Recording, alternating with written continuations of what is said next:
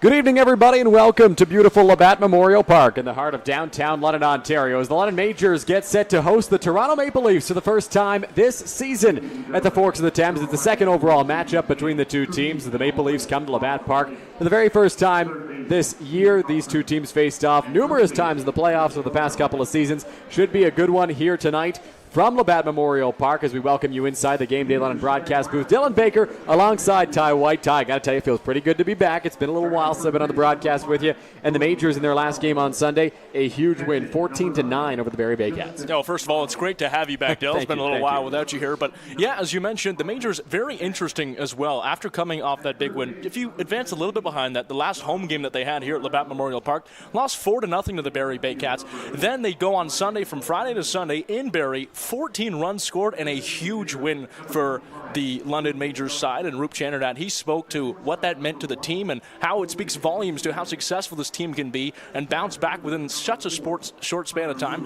So they did a really great job there, and a statement win against Barrie after the loss. Not only was it a statement win because of the amount of runs they put up, but also the resiliency they showed, because they were down at one point in that game, yes, Ty, and they stormed all the way back. They did. They had a fantastic comeback, and that accounted for 6 runs towards the 9th inning.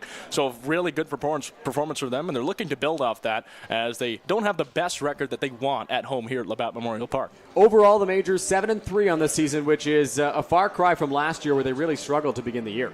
Yeah, very impressive turnaround, obviously, coming off 2 championship seasons and then a down year. You want to get back to those winning ways. They have so far 7-3, a very respectable record, puts them at the top half of the Intercounty Baseball League, really fighting with teams like Welland and Guelph to earn that first place position. But they've done a good job so far, and it's really to the pleasure of all the fans here at Labatt Memorial Park and the London Majors faithful. Pleasure as well of Roop Chanderdat, the Majors manager. And prior to today's game, Ty, in this BP8 Fitness pregame show, you had a chance to sit down with Majors manager Roop Chanderdat for this Roop's report. Here fieldside at Labatt Memorial Park with Majors broadcaster Ty White and co-owner and general manager of the London Majors, Roop Chanderdat. Roop, how are you today? Not bad, Ty. Thanks for having me. Of course. So, first question. Last outing that the Majors had at home, it was an unfortunate 4-0 loss against Barrie. But then you guys went to Barrie and completely changed the tide. 14 runs offensively in that one. What can you say about your team's performance in that game and how you're able to transition so quickly after a poor performance? You know what? Our lineup, the glass half full, can put up 10 runs any game, right? Half empty, we got to find a way to manufacture runs, especially when it's tight pitching and it's a close game. So, you know what? Everyone exploded that game. I think I used 11 guys. Everyone got a hit in the lineup. So, you know, it's a lineup that really could go off any time, and hopefully we see more of that going forward. Now, speaking about that 14-run victory in Barrie, obviously Victor Plaz, playing against his old team, he had a fantastic game, went 4 for 5, a homer, 3 RBIs. What can you say about his performance in that game and how he's been able to fit into this Majors lineup in his first year? You know what? Guys are always fired up to play their old team. They could say whatever. It's just human nature. So he went out, you know, he had a great game there. And Victor's a guy that, you know, I expect a lot of. I think he can be a potential all-star in this league. With him, it's just finding consistency, you know. He started off with a bang, had a little lull, and he's back on a bang. So we just got to find a little consistency. Victor will hit. You know, we just got to make sure defensively he's sound, and he puts the work in every day. So hopefully that translates to, you know, good defensive games going forward. And finally, looking ahead to Sunday's game, obviously Father's Day. You're a father yourself. Your son's had some time with the Majors. Should be a lot of fathers around Labatt Memorial Park. Is that a special game for you on the schedule, and how are you going to feel about the atmosphere and all the fathers being in attendance? You know what? It is a special game.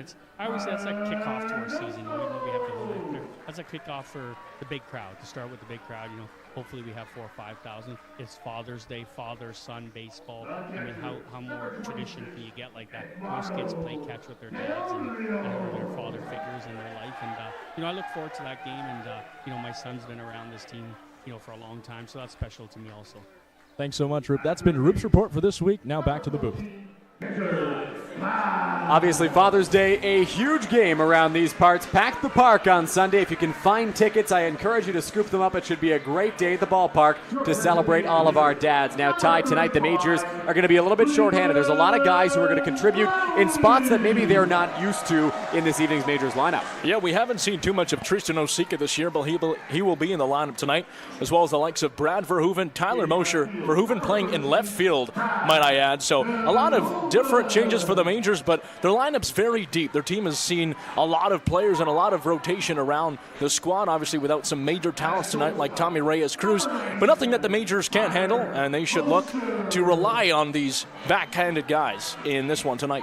Yeah, Majors manager Roop Channernak getting a chance to exercise his depth early in this season, getting a look at a lot of different bodies in a lot of different spots to see what they can bring to this Majors lineup down the stretch, because as we all know, Ty, it's the depth that gets you through a long season like this one. 100% it is, and especially when you're going to a short amount of games, obviously, to play on Sunday as well. You want to keep an eye on the pitch count, the pitchers as well, but we'll see a lot of good faces, familiar faces for fans here at Labatt Memorial Park. We'll take a quick break and be right back. This has been the Pregame Show, sponsored by BP8 Fitness, functional strength training for everybody.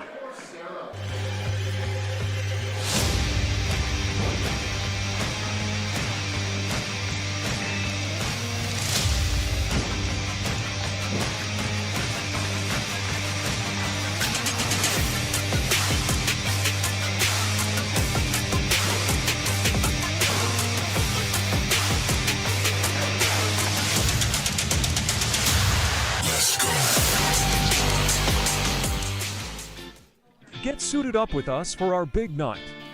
We went to Collins Clothiers. They had suits and tuxedos in various colors and styles. The staff helped us pick exactly what we wanted. They custom fit our suits for the perfect fit. They even matched us to our date's dress. It was so much fun trying on suits with the boys on the VIP night. They even got us pizza while we tried clothes on. For prom kids, of course, are going to be the best dressed. We felt so confident and looked amazing.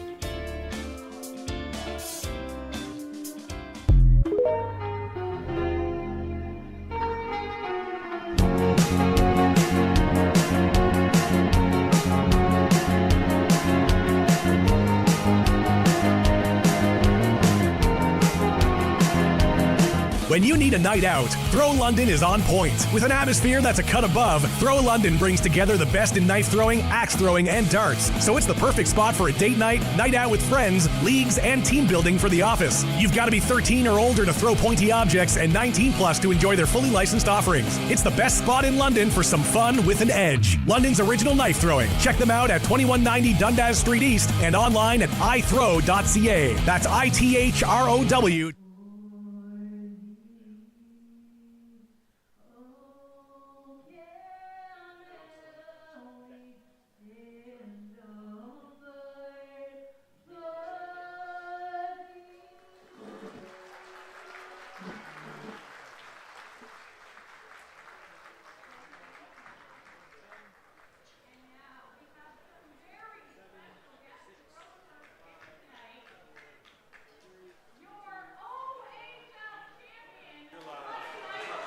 Beautiful rendition of the national anthem complete here at Labatt Memorial Park, and a rousing round of applause as the 2024 Ontario Hockey League champion London Knights are welcome to the ballpark for today's ceremonial first pitch. There are several Knights players on hand, one of which we'll get to speak to a little bit later on. Goaltender Michael Simpson, as of right now, will be joining us in the bottom half of the second inning. But the Knights here to celebrate their terrific season.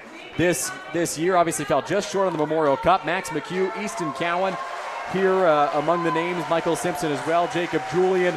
Plenty of Knights representation, and really cool to have a chance to get to see them throughout this first pitch. And you can really hear what they mean to the city of London. Obviously the Knights, perhaps the most famous team to come out of the great city of London, and they mean a lot to this home crowd here. Obviously, the same fans that are Majors fans are London Knights fans as well. They play just down the road, and it was really astonishing to see what they were able to accomplish this year, and you got to witness it firsthand, Dylan.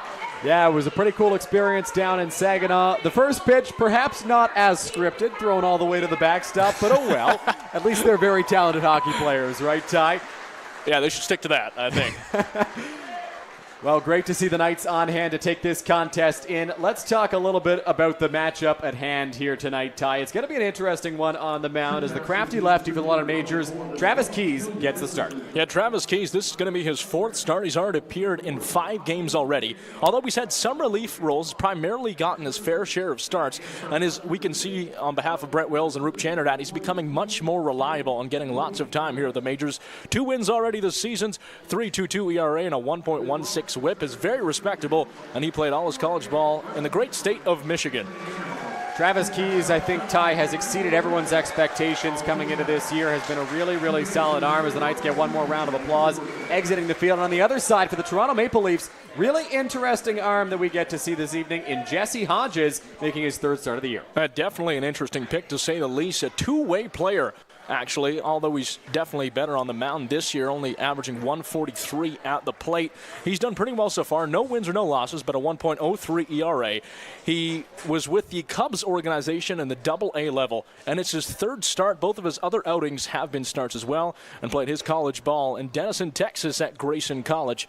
So an interesting pitching matchup tonight. Perhaps not the most conventional on the side of the Maple Leafs, but should be interesting to say the least. Now, Jesse Hodges, we can confirm, is not in the Toronto Maple Leafs lineup, as we'll give you a look at that here shortly. The Maple Leafs going with Jordan Castaldo in the leadoff spot, a high on-base percentage guy. He'll be followed by Justin Mara, Marcus Connect, and a lot of big bats, 1 through 9. Yeah, definitely. Jonathan Solazzo, Ryan Dos Santos, who we'll talk about a bit later. He's had a really hot game last game, and a player who's starting to make a name for himself this year in the Intercounty Baseball League. Also, Julian Johnson, DHing, Jose Vinicio at shortstop, Connor Lewis is center field, Dan Mara at the second baseman, and obviously Hodges on the mound. Interesting name in this Toronto Maple Leafs lineup, one that Majors fans may recognize. Julian Johnson, a former London Major, was part of the 2021 championship winning team, a native of Toronto, Ontario. He was with the Maple Leafs earlier on in his IBL career, then went to the Czech Republic for a little bit, and signed with the Majors in 2021, was a key part of that championship winning season. Good to see him back in the Intercounty Baseball League once again. I believe he spent a little bit of time with Hamilton, too, if I'm not mistaken, over the past couple of years, but back with the Maple Leafs, the designated hitter tonight. Ty, this offense can attack you anywhere. It doesn't matter where you are in the lineup, they're dangerous. They definitely can. And when you talk about a player like Julian Johnson, whenever a player faces their former team, that adds a little bit more of gusto to their performance. And, you know, Julian Johnson's looking for a big game tonight. Obviously, Roop Chanardad talked about that when I caught up with him before the game in Roop's report. When Victor Plaz had a great game against his former Barrie Baycats, those games mean a little bit more to the guys playing them. So we'll look for a good performance out of Julian Johnson tonight. So we are nearly set for baseball at the Forks of the Thames. Jordan Castaldo saunters into the batter's box, one of the best players in Intercounty Baseball League history. Jordan Castaldo to face Travis Keys here. Castaldo hitting over 300, and nobody's surprised this season at 302. Be a lefty-lefty matchup to kick things off as Keys gets set out there on the rubber and delivers the first pitch of the ball game. That's on the outside corner for strike 1. Nice first pitch there. A lot of confidence going outside from Travis Keys, painted that top left corner. Obviously, Castaldo, a very capable player, former Triple Crown winner in the Intercounty Baseball League. And still doing it well at the age of 33. 0-1 is in there for a strike as well. So no balls and 2 strikes to Jordan Castaldo. Castaldo won all those championships with the Barrie Baycats when they won their 6 in a row, I believe it was, from 2014 to 2019. Castaldo joined the team in 2013. No balls, 2 strikes. Keys trying to put him away quickly. The 0-2 pitch in the air, left field. First test for Brad Verhoeven, ranging to foul territory, and it will drop in for a foul ball. Yeah, a lot of players in interesting places tonight. Brad Verhoeven, not traditionally a left fielder. He had to make a long run out there. Also, Tyler Mosher playing short tonight. Osika at second. So good opportunity for the Majors to check in and try a few different things out here, especially against a team towards the bottom half of the league like the Maple Leafs. Not to say that they can't swing the bat, though, because obviously they can. No balls, 2 strikes. Crowd trying to get behind Travis Keys here. He sets on the rubber. Castaldo ready in the open stance. Offering on its way. Just does miss, and it's ball 1. It's a pretty good at bat here for Castaldo. Obviously, pitching is the pitch counts of great importance, an indicator for both managers. So Keys has to really try to keep that down. Tough at bat here. The 1-2 on its way. Breaking ball freezes them. Strike 3. Travis Keys sets down Jordan Castaldo looking, and there's one away in the top of the first. Well, that's the way you start off a 4-game homestand for the Majors. A nice strikeout from Travis Keys boosts the confidence early on and keeps things pretty easy on the defense. The only thing we really saw there is Brad Verhoeven make that long run out from left. But good job defensively so far from London. Justin Marr will step into the batter's box now, the number 2 hitter for the Toronto Maple Leafs in this contest. First pitch on its way from Keys is inside for ball 1.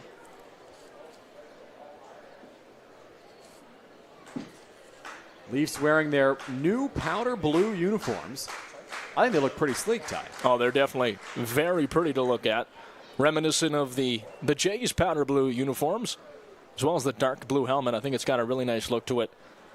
We can see all the numbers on the back of the jerseys today, clearly from both sides, instead of the military jerseys for the Majors. Nice pinstripes tonight, too. Mara skies this one to center field. Champ Garner takes a few steps over towards his left, battling the sun. He's able to reel this one in, and there's 2 away now in the top of the first inning. You mentioned those jerseys, Ty. Past couple of games, Majors have been challenging you guys up here in the booth. They definitely have been, obviously, using their jerseys from Military Appreciation Night a few games back. And they were really nice in that outing against Barrie, but they did take a 4-0 loss in those. So maybe change things up a little bit, different tonight. And they also had a game a little while ago where the Majors came out in white and the Hamilton Cardinals were in town. They were wearing a gray almost identical to white. So we've had a fair few of jersey conflicts here in the MajorsTV press box. Marcus Connect will step into the batter's box. One of the big bats in this Maple Leafs order. One of several big bats. He's the number 3 hitter. Breaking ball drops in there. Connect, former minor leaguer for the Toronto Blue Jays. Did not play in the IBL last year. 0-1 home. Hit hard to right field. Starling Joseph goes to his left a couple of steps, and he's able to make the catch. So a quick first inning for Travis Keys. All it takes is 10 pitches, and the Majors left-hander is through the first. Impressive outing from Travis Keys on the mound so far, making it really easy on his infielders and outfielders. And a good job of working the plate all over. We've seen a couple different types of pitches and just got the better of the top of the order here for the Toronto Maple Leafs. So looks like it could be a long night for them if they're not able to get Travis Keys under control. Let's take a look one more time now at the London Majors lineup in today's game. The Majors obviously with some new faces in the lineup, a bit of a different look being featured, though some similar guys in similar spots. You see Champ Garner in the leadoff spot where he's been over the past number of games on his hot streak. Starling Joseph, Cade Cardoso, Eduardo De Olio still to the middle of this lineup, but then a couple of little differences here and there. And you have Victor Plaz over at third, Cleveland Brownlee DHing today. Good to see him back in the lineup. Brad Verhoeven over at left, as we mentioned before. Tyler Mosher at shortstop. Definitely some capable bats and some bats who have got some time. Mosher played in the last home game against Barrie. And a lot of different players have switched around here, but a good opportunity to prove what they can do tonight. Tristan Osika batting in the 2 spot, Ty. I want to direct your attention to him because this is a real good opportunity for Osika, a guy who hit tremendously well in 2021, I believe it was, with the Hamilton Cardinals. Last year, a bit of a down year for Osika. Yeah. Trying to get back to form, and Roop Chatterdat perhaps instilling some confidence in him, putting him in the 2 spot. 100%. This is a player that has lots of IBL experience, played 3 years with the Cardinals in Hamilton. It's a switch hitter as well, so very unique offensively. Poses a good threat there for the Majors. He's also can play in the infield as well as the outfield as well, and attended Indiana Tech. He made his debut not too long ago, only a couple weekends ago. Still fairly new to the Majors squad, and as you mentioned, certainly a good opportunity for him tonight to break in, getting the start from Roop Chatterdat. So we'll see what this Majors lineup has in store against Jesse Hodges, who looks to continue his strong start to the year on the mound. Champ Garner will lead things off as previously mentioned. Something of note, though, for the Maple Leafs, they've allowed more than 7 runs in 8 different games, so pitching has definitely been something on the problem list. So a big performance needed here from Jesse Hodges to keep the runs number down. First pitch of Champ Garner misses for ball one. Hodges in each of his outings has been right around the 4-inning mark. Pitched 4 in his first outing, 4 2/3 in his last one, if I'm not mistaken, as that one misses high to Garner as well, 2-0. I don't know what the pitch limit is on Jesse Hodges because really we haven't seen him pitch all that much before. Yes. But if it's low, they may be looking at another 4-inning start from him here today as Garner fouls that one off. Yeah, Hodges just over 8 innings pitched total on the year, despite this being his 3rd start. So pretty rare, a rarity in the Intercounty Baseball League. Very much a utility player, as we mentioned before, two-way, but has not seen too much success offensively either this year. Success has been coming on the mound, and they'll look for him to get things started off strong, just like Travis Keys did for the Majors.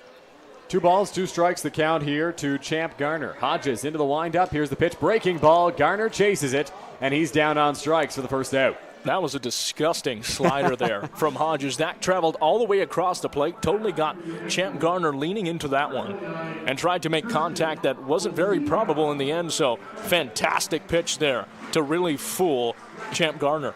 A lot of sharp late break on that offering from Jesse Hodges. So now he'll deal with Tristan Osika at the plate.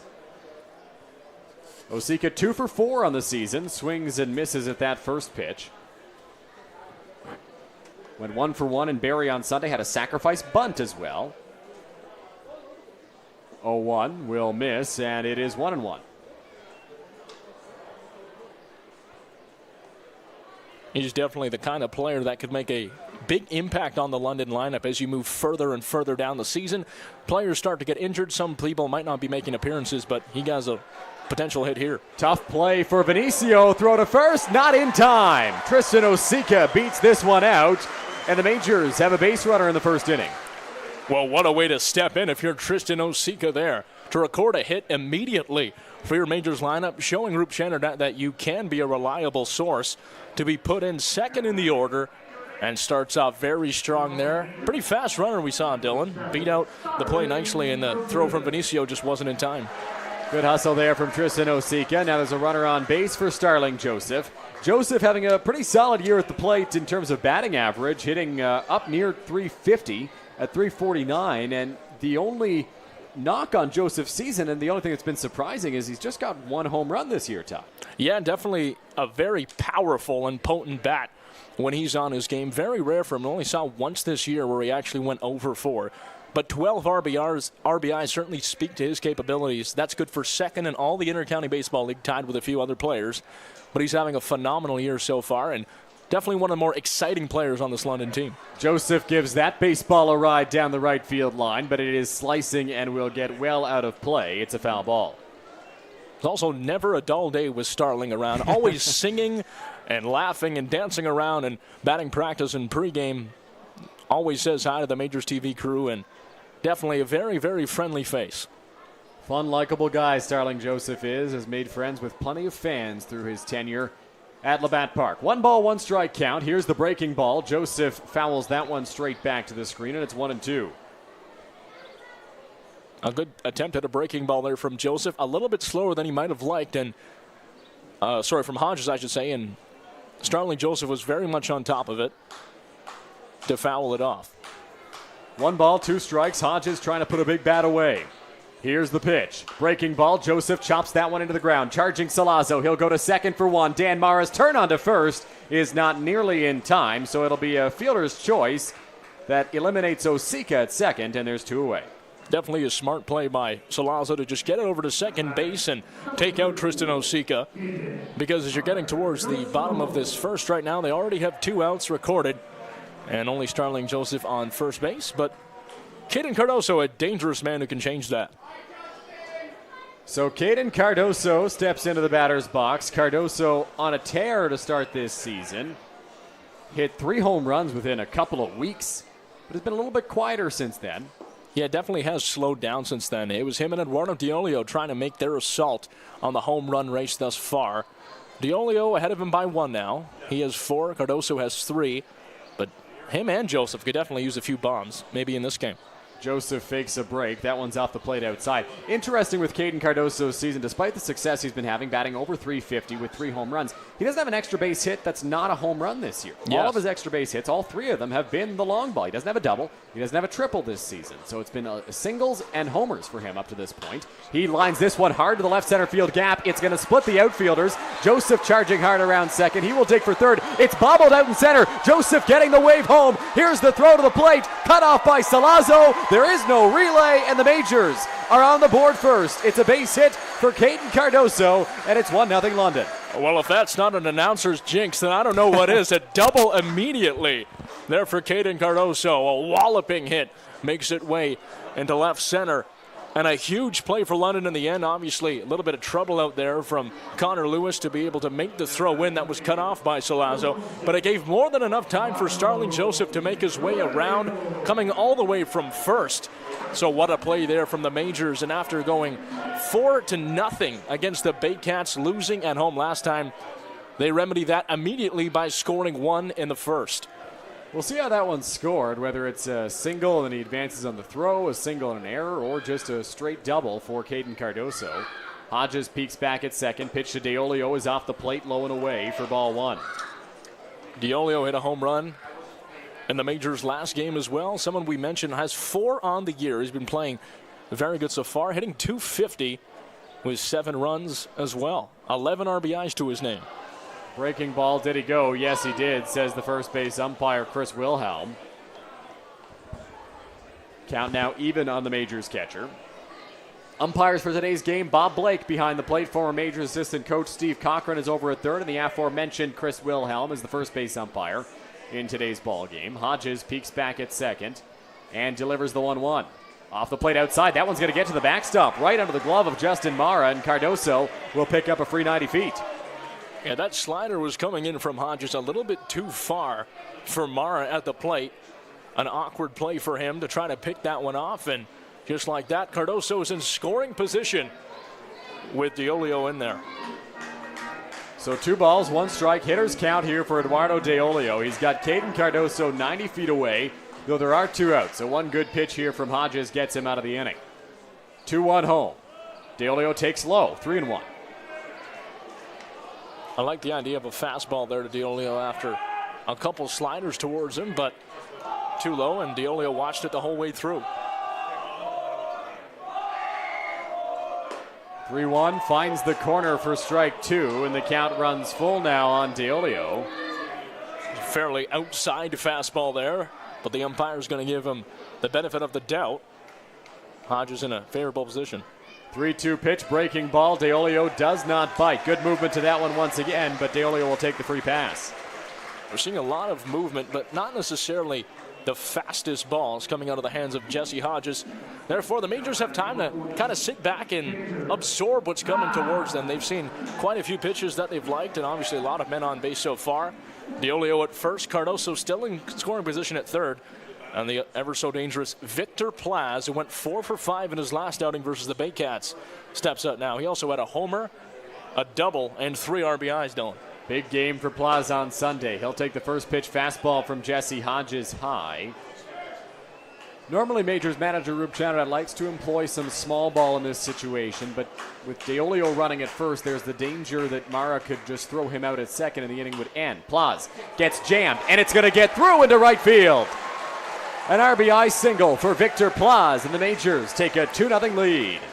Well, what a perfect start for the London Majors in this one. Great hitting from the top of the order, and that's exactly what you want to see if you're Rube Chanad. Caden Cardoso in there to score. DeOlio advancing to second. And a good swing in the end by Victor Plaz. Just poked one out past the second baseman and the first baseman in the right field. Sneaked by him, and just like that, Majors are up by 2. So that'll bring up Cleveland Brownlee to the plate. Brownlee has seen sparser playing time this season than what he's used to. Just 6 games up to this point out of the 10 for the Majors. Has not been in game action since June 1st. Now, Cleveland also coaching his son, Cleveland Juniors baseball team. So he's been away with the young kids squad for a few contests. First pitch to Brownlee will miss for ball 1. And someone as tenured as Brownlee Still taking him a little while to find his feet in this season. Obviously, you mentioned he's missed some time, but be nice to see if he can have a good offensive performance in front of this Majors crowd that clearly adores him. We saw him take BP. A couple homers there. Didn't look too bad. Big swing at a breaking ball comes up empty. DeOlio stands in scoring position at second base, and with runners in scoring position this season, Brownlee's had a bit of trouble. He's hitting .111 with runners in scoring position on the year. Trying to improve upon that in this contest. Pitch on its way, Brownlee ahead of it, and he fouls it off. It's 1-2. Yeah, Brownlee's going to want that one back. A very favorable pitch to him, a fastball that he was leaning into. If he got contact, it likely would have poked out to the left field side, potentially on the ground to advance DeOlio. Here's the 1-2 pitch, breaking ball inside. It catches Cleveland, I believe, on the hand, and that one just never broke back over the plate. So Brownlee will reach, and that will load the bases for Brad Verhoeven. This is quite the opposite of the start that Travis Keys had. Jesse Hodges finds himself in quite a pickle here early on. Already given up 2 runs. Bases are now loaded. And the Majors lineup just keeps performing well at the plate as you make their way down their order. They've done a fantastic job, and this looks exactly like the team that scored 14 runs against Barrie in their last outing. One of the guys who delivered a big hit in that game was Brad Verhoeven, who came up in the 9th inning and drove home 2 runs. He's in a big RBI spot here. Bases loaded, 2 out. Jesse Hodges on the mound. Will work from the windup here with the bags juiced. Here's the first pitch. Inside to Verhoeven for ball 1. On at third, Eduardo DeOlio. At second, Victor Plaz. And at first, Cleveland Brownlee. Hodges working quickly. Here's the pitch for Verhoeven. Line drive to shortstop. Vinicio hauls it in and makes the catch to retire the side. We're through 1 complete here from Labatt Park. Majors staked out to an early 2-0 lead. You're watching London and Toronto on Majors TV. Welcome to Labatt Park in London, Ontario, the world's oldest baseball grounds. Now through Labor Day, book your guided tour and walk the same field as Ty Cobb, Fergie Jenkins, Honus Wagner, and some of baseball's most legendary players. View artifacts from over the years inside the original 1940 clubhouse. Experience baseball history in London, Ontario. Book your guided tour at labattparktours.ca. If there's guys on base, I'm trying to create the situation in my head. Corey Hunter taught me that. Create it in your mind, where you're throwing the ball, what you're doing in this situation. When it happens, you're just reacting. Defense, you can always make a play. You always have an opportunity. You never know what ball's going to get hit to you. It's always a good feeling when you're running down balls for your pitcher. You look forward to running balls and robbing home runs. Nothing more satisfying than making a diving play or a big play.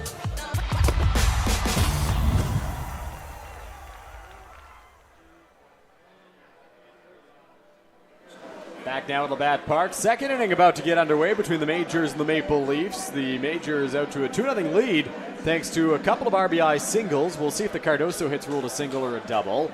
But a single for Cardoso and a single for Victor Plaz, the 2-run scoring hits. Yeah, very impressive. First we saw from Osika, a player that we mentioned really has to prove himself in this game to be shown to potentially be a reliable player later down in the stretch of the season. Also, Victor Plaz, an RBI single, Cardoso, an RBI double. So the big names stepping up as well as some of the replacement names. So a good all-around offensive start for London. And in the end, it was a very nice play from Jose Vinicio to make the low catch to record the out, or else bases were loaded there for the Majors. Could have added even more damage onto the scoreboard. John Salazzo will lead off this inning for the Maple Leafs. Elsewhere in the IBL, 3 other games. Barrie's in Chatham. They're out to a 6-1 lead in the top of the second inning. So a good first inning for the Barrie Baycats.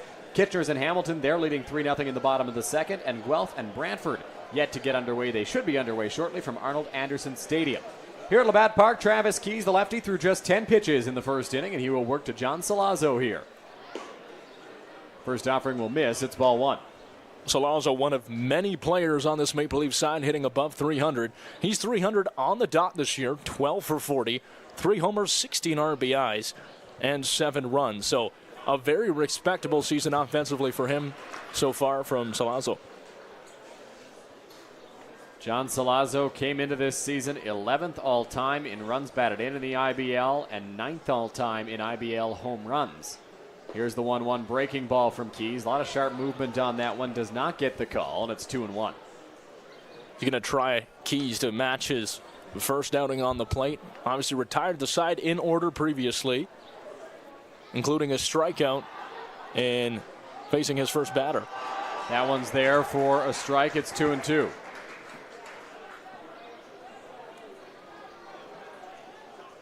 Two balls, two strikes, and the big left-handed bat for Toronto. Keys sets out there on the rubber, trying to put away Salazzo here. Breaking ball does not get the call, and it's 3-2. Definitely a tough call there, Dylan, as you could hear a bit of a roar around Labatt Memorial Park. Certainly wanted that one in the end. It looked to be a close call. Ultimately, the umpire's decision favors Hodges.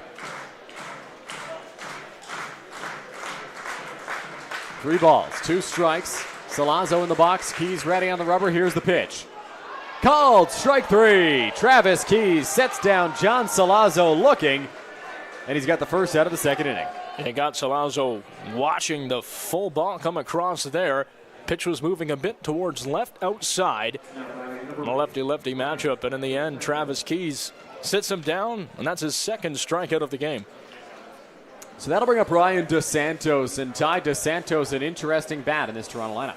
Definitely an interesting bat. A player who many fans in the Intercounty Baseball League maybe have perhaps not heard of before this season, but certainly trying to make a name for himself. He had a fantastic outing in last night's game versus the Kitchener Panthers. Went 2 for 4, 2 home runs, 3 RBIs. Really had a fantastic game on the plate. This season in general, he's hitting .341 with 3 homers, 13 RBIs. So a player, if the Maple Leafs are going to do anything this season, making a deep playoff push, it'll be because of the likes of Ryan DeSantos. No balls, 2 strikes the count here. Swing and a miss, strike 3. Back-to-back strikeouts for Travis Keys. And there's 2 away in the top of the second. And just as we're hyping up DeSantos, fittingly gets sat down by Travis Keys, his 3rd strikeout of the game. A really nice pitch coming across. I think after that very formidable performance last night, DeSantos a little bit ambitious to get started in this one. Ahead of the final pitch there from Travis Keys, who calmly sits him down. So Keys done very well so far. First pitch to Julian Johnson is in there for a strike. Johnson, as mentioned off the pregame show, a member of the 2021 IBL champion London Majors. But if you look at this Majors lineup, just in terms of batting order, only one player in the lineup. Cleveland Brownlee was on that 2021 team. Check swing from Johnson. Did he go? No, says the first base umpire Chris Wilhelm. On the pitching staff, Braden Farrington, obviously, still with the ball club. He was part of that team in 2021, but I think just off the top of my head, that's it. Tells you how much turnover we get in the Intercounty Baseball League. And it's really impressive as well, because you mentioned the Majors just last year, a little bit of the off year coming off of 2 championship seasons. After a lot of new faces make their way into this lineup, they're right back to a potential championship pedigree team. So I think that says a lot about management and Roop Chanderdat. 2 balls, 1 strike, 2 out here. Travis Keys ready's on the rubber. Here's his delivery. That one misses according to the home plate umpire, and it's 3-1. I think by your hesitation and mine as well, that looked fairly close to being another strikeout here early on for Travis Keys. Already has 3. 3 balls, 1 strike. Has not fallen behind many hitters. We'll see how Keys does in this jam. Offering on its way. That one finds the zone, and it's 3-2.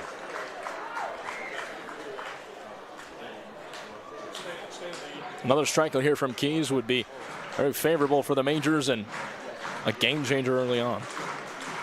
3 balls, 2 strikes, 2 out. Keys looks in for the sign from DeOlio, looking to strike out the side in order. That one fouled off by Johnson, and we'll try again on 3-2.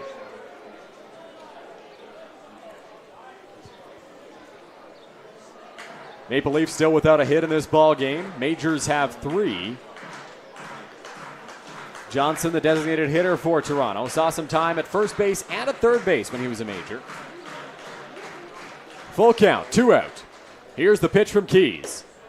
Up high, ball 4. So Julian Johnson works a walk, and he will reach first base here with 2 away in the top of the second. Definitely good job by Johnson there to make it a tough at-bat Some tough tosses toward the plate by Keys. Rather longer stint there. And in the end, he gets the better of his former team. Much needed at bat, I'd say, as well for this Toronto side, Dylan. Absolutely. Keys now up 26 pitches in his outing. It was going to be a rather quick inning if Johnson was set down. Jose Vinicio in the batter's box here. Number 7 hitter in today's ball game as that one misses off the plate outside. Vinicio, normally a guy you see at the top of the order for Toronto, but batting just 208 on the season. And last game, 1 for 4 with 1 run, 2 RBIs as well.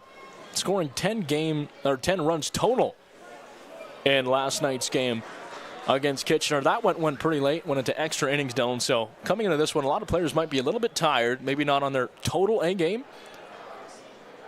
And as you mentioned, Vinicio not in his typical spot in the lineup.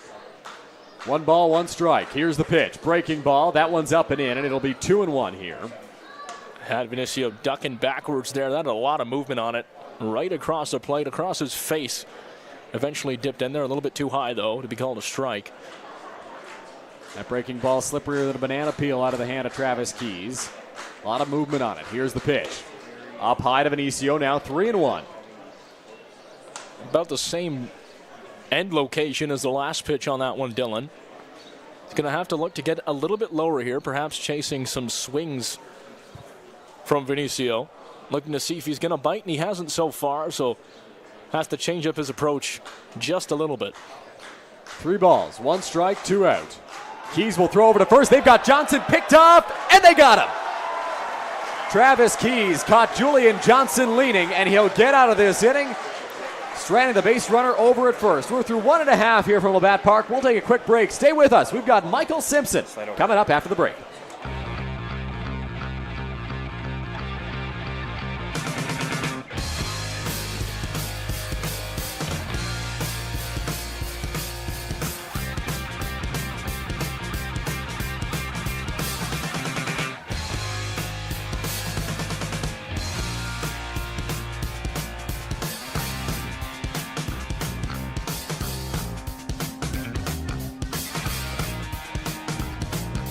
When you need a night out, Throw London is on point. With an atmosphere that's a cut above, Throw London brings together the best in knife throwing, axe throwing, and darts. So it's the perfect spot for a date night, night out with friends, leagues, and team building for the office. You've got to be 13 or older to throw pointy objects and 19 plus to enjoy their fully licensed offerings. It's the best spot in London for some fun with an edge. London's original knife throwing. Check them out at 2190 Dundas Street East and online at ithrow.ca. That's ITHROW.ca.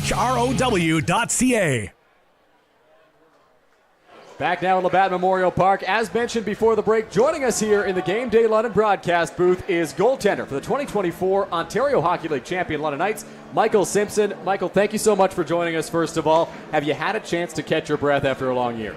Yeah, no, it's been a busy last couple of weeks, I guess, trying to figure out just getting your stuff in order and getting ready for the summer. But I was able to kind of get away from hockey a bit and go on a trip, so that was nice. But it was a great year, and it's going to be nice, I guess, to relax finally after a long year.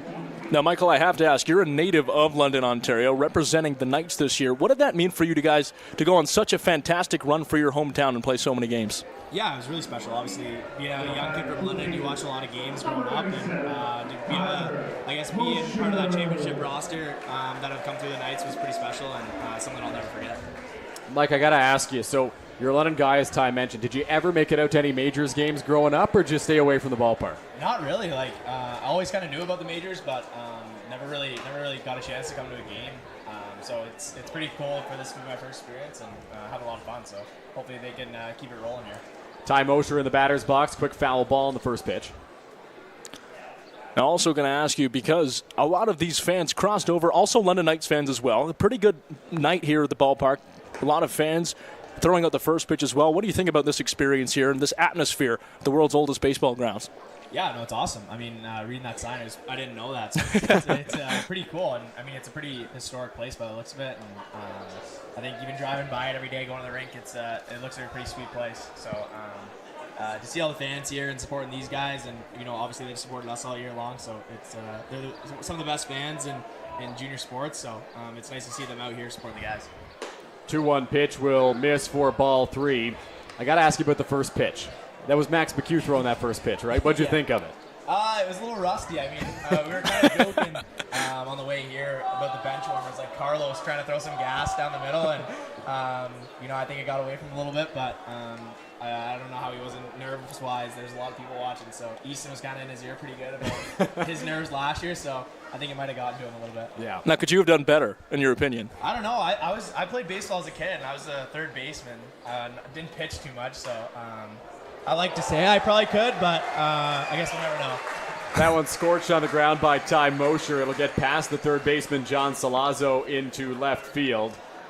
I got to ask you about the trade as well here, Mike, because you were sent from Peterborough to London this offseason. Obviously exciting to come to the hometown, but you were an OHL champion with Peterborough. You were drafted by Peterborough, if I'm not mistaken. You played with Peterborough for a number of seasons. What were the emotions like when that deal came through? Yeah, a lot of mixed emotions, I think. Obviously, like I said, being a Knights fan growing up, it was obviously pretty special. I'm super excited to come to London, and obviously knowing the kind of team they had last year, being so close and having a lot of returning guys, you knew they were kind of primed for a big run. And but then leaving Peterborough, it was obviously a little tough. A lot of the guys moved on, so I guess it wasn't like you were leaving that same team, but it was a lot of mixed emotions, like I said. It was really a lot of fun in Peterborough, and I enjoyed my time, and I think they kind of made me the goal I am today. So, like I said, coming back to London, it was pretty sweet to play at the Plaz in front of these great fans. Michael, I also wanted to ask you about your experience at the Memorial Cup. Of Champ Gardner slaps out one to center, and another one coming around here. What was your experience in Saginaw? Was it a good time with obviously a heartbreaking end, a heartbreaking finish, but the fact that you even got there to the finals must have been very special in itself. Yeah, like you said, the ending kind of it's a little bitter where we had that chance and we were so close, but the whole experience was awesome. Going 3-0 was something that we couldn't really do in Peterborough last year, so to be able to do it this year was really special, and the group was really special, and I thought we became even closer than we already were and had a lot of fun and created some memories that'll last a lifetime. That's amazing. Would you say in the final and throughout the final all through Saginaw and the CHL, when it was coming to a close, would you say that's the most pressure you've ever faced as a goaltender or in your sporting career yourself? I think a little bit. Like, I think anytime you're in the Memorial Cup, there's a lot of eyes on you with TSN and everything, and it's kind of that grand spectacle of junior hockey. So there's definitely that little bit of pressure, but I think Darren McChesney, our goalie coach in London, did a really good job of kind of just trying to calm me down before games and just making it think like it's just another game. And I thought I was able to kind of keep that mindset throughout every game and kind of stay pretty cool during those moments. Absolutely. Well, we really want to congratulate you. You've done so well for the whole city of London. We're all really proud of you and the Knights and represented our boys very, very well. So congratulations to you. Tristan Osika lines that one into right field. That's going to get down. That's going to score one. Here comes Champ Garner charging around third, and he will score as well. So 4-0 London. Mike, we're going to have you up here more often if the Majors are going to be scoring like this. Yeah, the boys are buzzing. I got to ask you about the championship run with the Peterborough Petes. Playoff MVP in that run. How did that feel? Yeah, it was obviously really special. It was kind of something I guess I've never really dreamed of. You always want to play well in the playoffs and give your team a chance to win, especially as a goalie. But it was an incredible honor to win that trophy. And I think, like I said, it kind of post win. I think a lot of guys could have won on our team. We had some guys who had really big moments for us the whole playoffs. So it was more of a team award, I think, than just myself. Did you rib any of the guys when you got to London about last year's finals? A little bit. Like, Easton gets pretty bitter about it, so I kind of give him a jab every once in a while, but I guess tried to stay away from it as much as I could, but when you get back in the corner sometimes with some scripts, it was an easy one to pull out. Yeah, for sure. Now, obviously, you mentioned in these big tournaments, a lot of media attention by nature. Do you like doing interviews by any I should hope so. sort He's of the up way? here with us, Ty, right? You're up here with us. Are you feeling comfortable? Do you like the media attention, or do you just tend to stray away from it? Yeah, no, I think it's obviously a part of the game a bit, and as I've kind of gotten older throughout the league, you start to do more and more, and I think starting to get a little bit more comfortable in each one. Especially when you're on TSN, you get a little nervous because you're like, you got a national audience watching you a bit. But ball player, were you a solid third baseman? Not bad. Like, I could gun the ball pretty good, so that's why I was a little rattled that it's easy to throw the pitch today. But I played a bit of catcher as well. I think just probably because I was a goalie, they figured I would be good at stopping the ball. And I think kind of some of the moments my dad always talks about every time we talk about me playing baseball was I think I threw out like 3 or 4 guys in one game at second. So that's probably the highlight. I wasn't a very good hitter. Probably the hand-eye could use some work, but I just remember having a lot of fun. I think I only played for like 2 years, but it was fun meeting new guys, and I guess changing it up from hockey was fun. How'd you guys decide on who was throwing out the first pitch tonight? Because if you got that arm, why not use it? Right? I was going to ask that. Did you not volunteer for it? I should have, but they just kind of said to Max. I think he was the longest-serving night or whatever. Okay. So, out of respect. Yeah, a little bit of respect, but no, he did. It was fun, and it was fun to get a video of him. I think kind of whiffing on it pretty good. So, obviously, we mentioned you're a native of London, Ontario, made it all the way to the Memorial Cup final. Was it your dream one day to actually play for the Knights? Yeah, for sure. I think kind of growing up, being a junior Knight, you always, just kind of figured you were going to play for the London Knights, going to a lot of the games at Budweiser Gardens and the JLC, I guess, before they changed the name. But I think it was definitely always a dream to play in front of all those fans and, be on the ice in the Bud. It was something I guess I've always kind of dreamed of, so it was pretty cool to live out that childhood dream this year. Couple more questions here for you, Mike. We don't want to keep you too long. This inning going quite well for the Majors so far offensively. They've been able to ramp up the pitch count for Jesse Hodges. When you got traded back to London, obviously we've talked at length about how it's your hometown. Did you feel a need, as Joseph fouls that one off, to be a little more involved in the community? Maybe we saw you guys out in the community just recently, either today or yesterday, I believe, on Knight's social media that was posted out there. Did you make a point of trying to get out there a little bit more and help out with charity initiatives? Yeah, I think anytime you can kind of give back to the community as a player in the OHL, it's always good because they support us so well on the weekends and when we have those Tuesday night random games. So I think anytime you can kind of give back, it's always great. And being from London, you always want to give back to your community as much as you can. So I thought it was a great job by Alex Brown and our team in London to, I guess, give me that opportunity to sit this season. Hard base hit there for Starling Joseph. Will advance Tristan Osika to third base. Final question here from me, Michael. What can you say? I know it might be hard to put into words. What does the city of London mean to you? And if you had to say one thing that's particularly special about this community, what would it be? Yeah, it means a lot. Obviously, I think, being from it and being around the city so much, going to a lot of Knights games and, even being at the Majors game tonight, I think it's just being so proud of the city and seeing other things. I think being a big athlete, I guess, growing up, it's pretty cool to see all the sports teams, succeeding and doing really well. So I think the biggest thing is just how proud I am of the city. I think it kind of keeps getting bigger and bigger, but it seems like it feels like anybody in London you know for the rest of your life. So I think just kind of it's a big city, but it's as big as you really think. For sure. Can we trust to see you at another Majors game this year? Yeah, I think I gotta come out. The boys are buzzing right now, so hopefully they can keep it rolling. Starling Joseph steals second there. The Maple Leafs not thrilled with that call over at 2. Last question from me, Michael, and then we'll let you go. What's next for Michael Simpson? What are your plans after this season? Yeah, obviously the goal is to sign a pro contract and, hoping, but it's kind of still in the works. Hopefully you can kind of get something in the next couple weeks, but just kind of got to wait and see, I guess, still. Can't give you a definitive answer yet because I don't know yet, so, but excited. Hopefully something comes up and it should be pretty exciting. Well, we're wishing you all the best. Thank you so much for joining us. Congratulations once again on a great year. Yeah, no, thanks so much, guys. Michael Simpson, goaltender for the 2024 Ontario Hockey League champion London Knights. Caden Cardoso bounces that one to first, and it's booted over there, which will allow another run to score here for the Majors, and they extend the lead to 5-0. Ty, the Majors firing on all cylinders offensively right now. Just an offensive onslaught from the Majors lineup. They're doing so well offensively. Very well-rounded as well, Dylan. The big players are coming up as well as the replacement players. So when you get all that cohesive effort put together, it's really showing now on the scoreboard. 5-0 with runners still in scoring position and another on first. Nobody out. Eduardo Deolio at the plate. He reached base on a walk in his last trip. He hits this one hard through the right side. It's going to be a base hit. It's just going to score another run as Joseph trots home. And the Majors are now up 6. Jesse Hodges, who came into this game on a roll on the mound, Ty, has really struggled against this Majors offense. Yeah, he started off fairly strong in the first inning, or at least his first 2 outings, and then really took a turn for the worse from there. Eduardo Deolio, a fantastic all-star catcher, saw that pitch coming the whole way through, poked one out to the right field side, past both the second and the first baseman, and scores another one for the Majors. So they're just too hot to handle right now. And definitely, as I mentioned previously, looking like a team that did score 14 runs against Barrie, and they haven't had a performance this good at home in a little while. First pitch to Victor Plaz is a breaking ball. That's off the plate outside for ball one. Plaz 1 for 1 on the day. Looking to cash in another run here with Cardoso standing at second. DeOlio over at first. Pitch from Hodges, breaking ball. Plaz in the air, center field. It'll take Lewis back a couple of steps. He hauls this one in, and there's finally the first out of this bottom of the second inning. Yeah, Hodges has certainly got to be careful, getting more and more predictable as the Majors continue to see him here.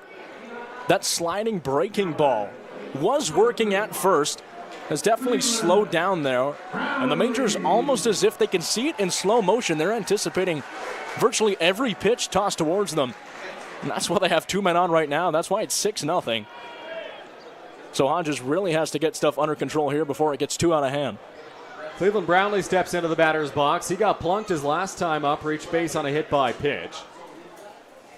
First offering from Hodges on the outside corner for strike one. Brownlee doesn't like the call.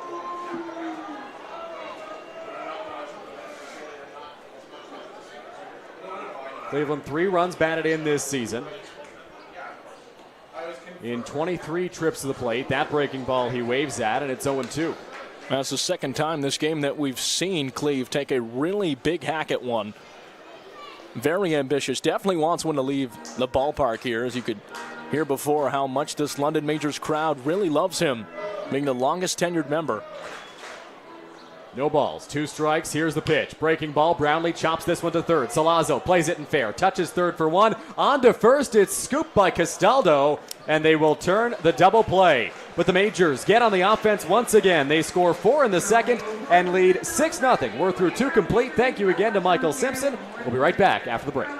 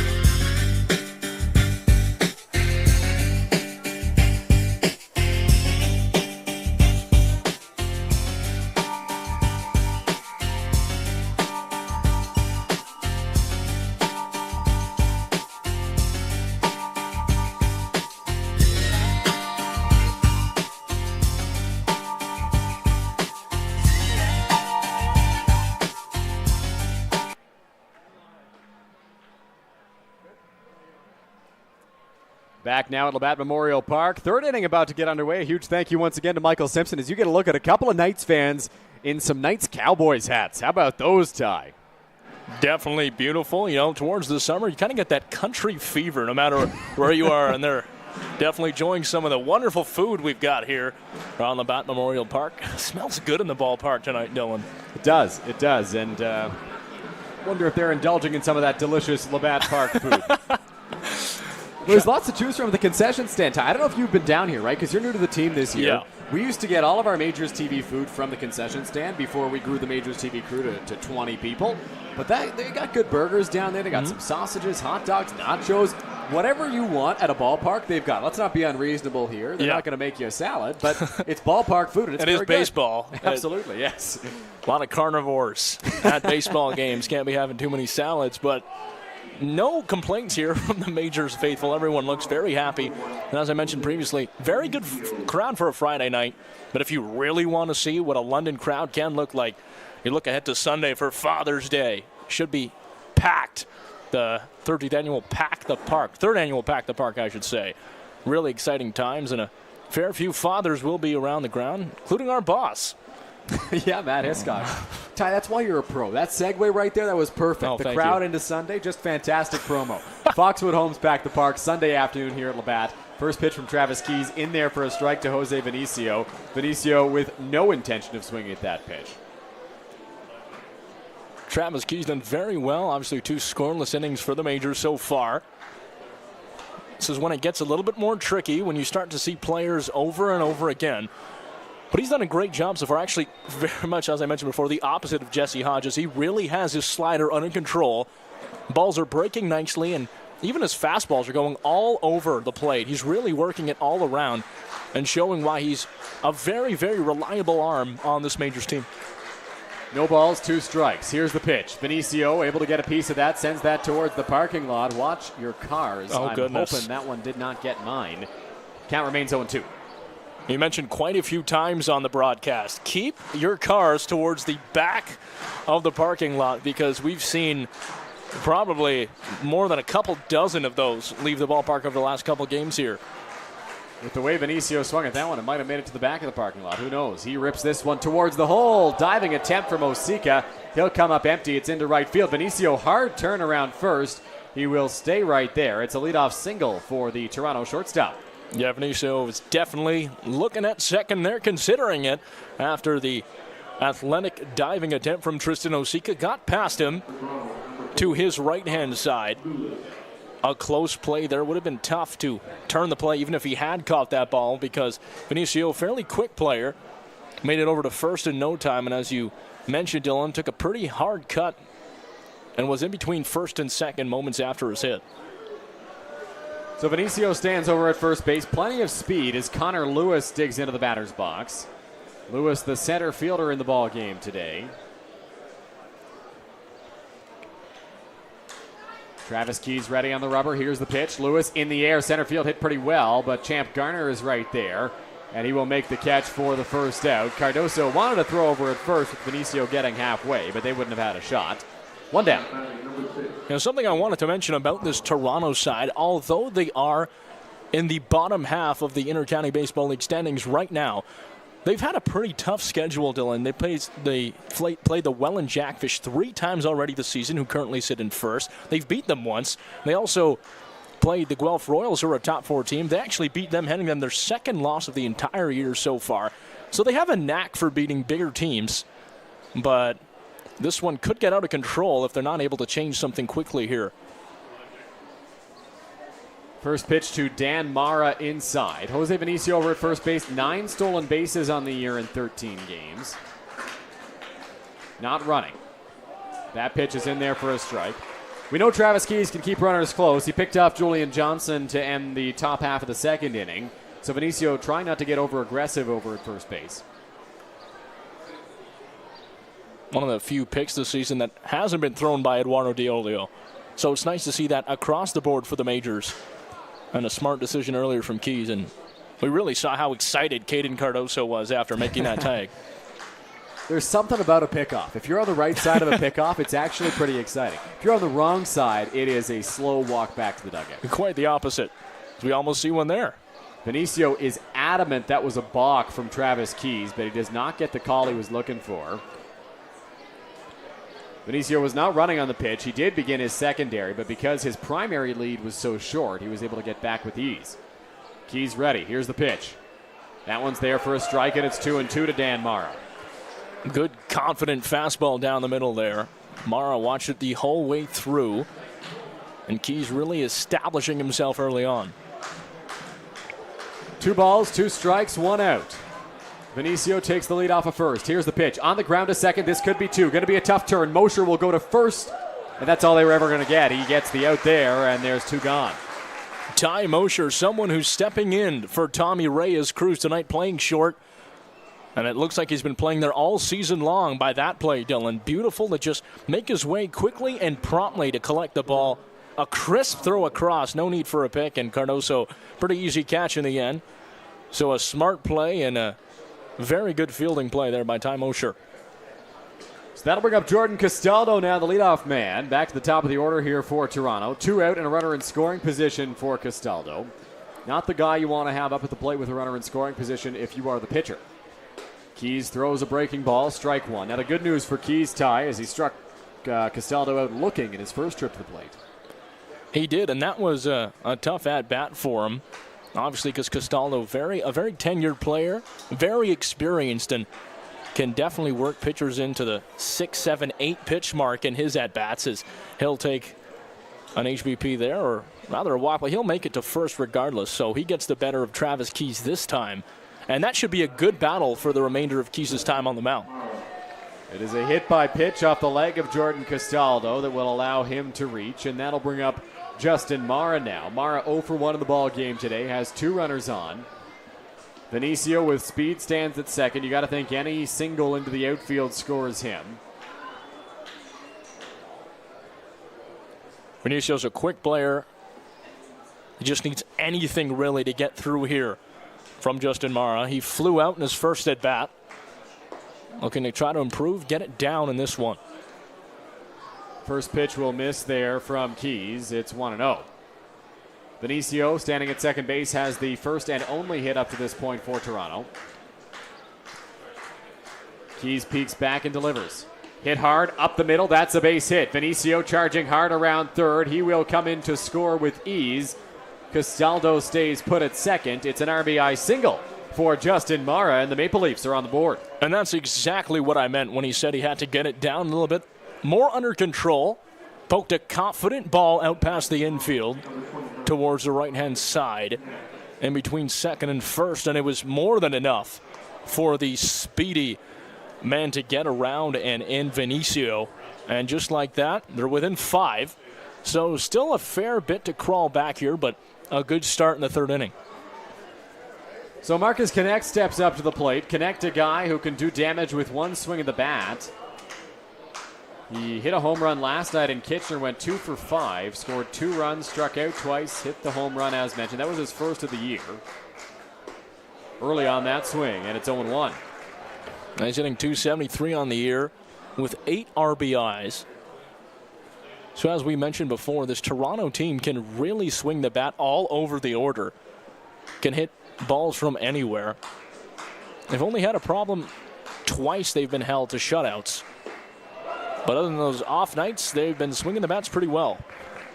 Travis Keys ahead here of Marcus Connect. 0-2 has kept him off balance with the first 2 swings. We'll see what he comes with. He is in control up to this point. 3 strikeouts through 2 2/3. Keys looks in for the sign. Gets the one he wants, comes set. Peeks back at Castaldo. Kicks the leg and delivers. Breaking ball. Connect able to get a piece of that one. Fouls it off. And we'll try again on 0-2. A nice swing there to be able to keep himself alive. Connect. He connected with that one. I was waiting to use that. I was waiting to use that, Dylan. And it came out at a perfect time. But Travis Keys already 2 outs here. Opportunity for his 4th strikeout of the evening. No balls, 2 strikes. Connect at the plate, getting set in the batter's box. Keys looks in for the sign. Reddy's on the rubber. And delivers. That pitch is high. Connect thought about going after the high fastball, elected not to, and the count is now 1-2. Pitch just way high and upstairs on that fastball. Looking to get Connect out there, swinging any way he could. Good speed on it, good velocity, just needs to get it down a little bit, but certainly was looking for a bit of a chase there from Connect. 1-2, 2 out. Here's the pitch from Keys. Inside, and it's 2-2. That one differs from the last one, breaking towards the inside. Still saw no movement from Connect, watched it the whole way through. So definitely that tells you a lot about him. Down 0-2 originally, and watched 2 sail right by him without even taking a hack at them. So he's got a good eye at the plate. This could be a really big at-bat if he's able to turn something out of it. 2-2 will miss, and it's 3 balls and 2 strikes. Travis Keys had Marcus Connect down 0-2, and all of a sudden the counts run full. Really a fantastic at-bat here from Marcus Connect to be able to crawl back, even if he does get struck out or flies out or grounds out, whatever happens here. He has made Travis Keys throw more pitches than necessary and has crawled back from a bad spot. 3-2, 2 out. Here's the pitch. That one fouled off by Connect, and we'll try once more with a full count. His first time in 4 pitches swinging at that one for going down 0-2. So just very patient, waiting for the correct pitch to come in. And I'd say he's getting the better of Travis Keys right now. So Keys has to really bear down here and deliver something that Connect can't handle. 7-pitch at-bat up to this point. Runners will be off on the pitch once again. Keys sets. peeks back at second. Here comes the 3-2. In the air, hit well to center field. Champ Garner going back towards the warning track and right in front of the fence. He makes the catch and the side is retired. Marcus Connect gave it a ride, but the Majors maintain a 6-1 lead after 2.5. Perhaps a few gulps here around Labatt Memorial Park, because that one had a lot of velocity behind it, exit velocity, I should say, made it all the way back to the warning track, and it wasn't necessarily the most comfortable play from Champ Garner in the end. He had to back up quite a bit from where he originally started from. So a dangerous at-bat from Marcus Connect, although that's his second flyout of the game. Really good at-bats from him early on. Yeah, Connect did a great job working that count. Mentioned it was 0-2. He got it to full, fouled a couple of pitches off, and then gave that one a ride. Ty, if that's it to any other part of the ballpark, it's probably going out. I would have to agree with you. Unfortunately, it was the one spot that really it wouldn't have made it up, and that was deep center. Took him back nearing 400 feet on that ball that was belted out. But as I mentioned, Connect, nothing he should be too disappointed about. Although he did leave, was retired with runners on. A very good at bat in the end, but something that they'll definitely have to look at turning around here at Toronto, as they're down by a rather significant margin, 5 runs at the moment. So you can't really afford to have too many plays like that, unfortunately, in the end, especially if you want to make a comeback in this one. Now, the upside for the Maple Leafs is they do have a lot of cracks at this, right? Plenty. They've got 6 at-bats left in this game. And I was wondering, Ty, if we would see Jesse Hodges back out here to start this third inning. Merrick Deska is warming up in the bullpen for the Maple Leafs, and Jesse Hodges back out there for the third. Interesting choice from Toronto management to keep him out there, as obviously we saw we were in the midst of an interview last time out, so we really ourselves couldn't fully take in and be immersed in the London Majors offensive experience that we saw. But so many prominent players got on base there and added 4 in that second inning, doubling or tripling, I should say, the score from the first. So Hodges definitely has his hands full here, has proved to not be able to fully handle the Majors lineup yet. So he's going to have a tough outing ahead of him with Brad Verhoeven, I believe, up next. It'll be 8-9-1 for the Majors in this inning. Brad Verhoeven followed by Ty Mosher and Champ Garner. As Verhoeven will step into the batter's box, he's 0 for 1 on the day. Lined out to shortstop with the bases loaded in his last trip.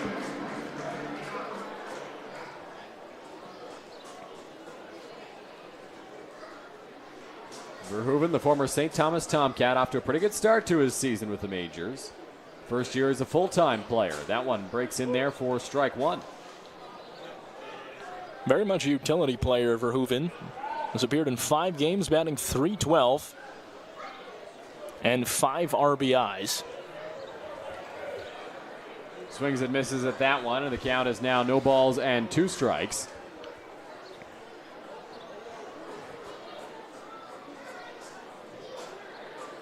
Here's the pitch.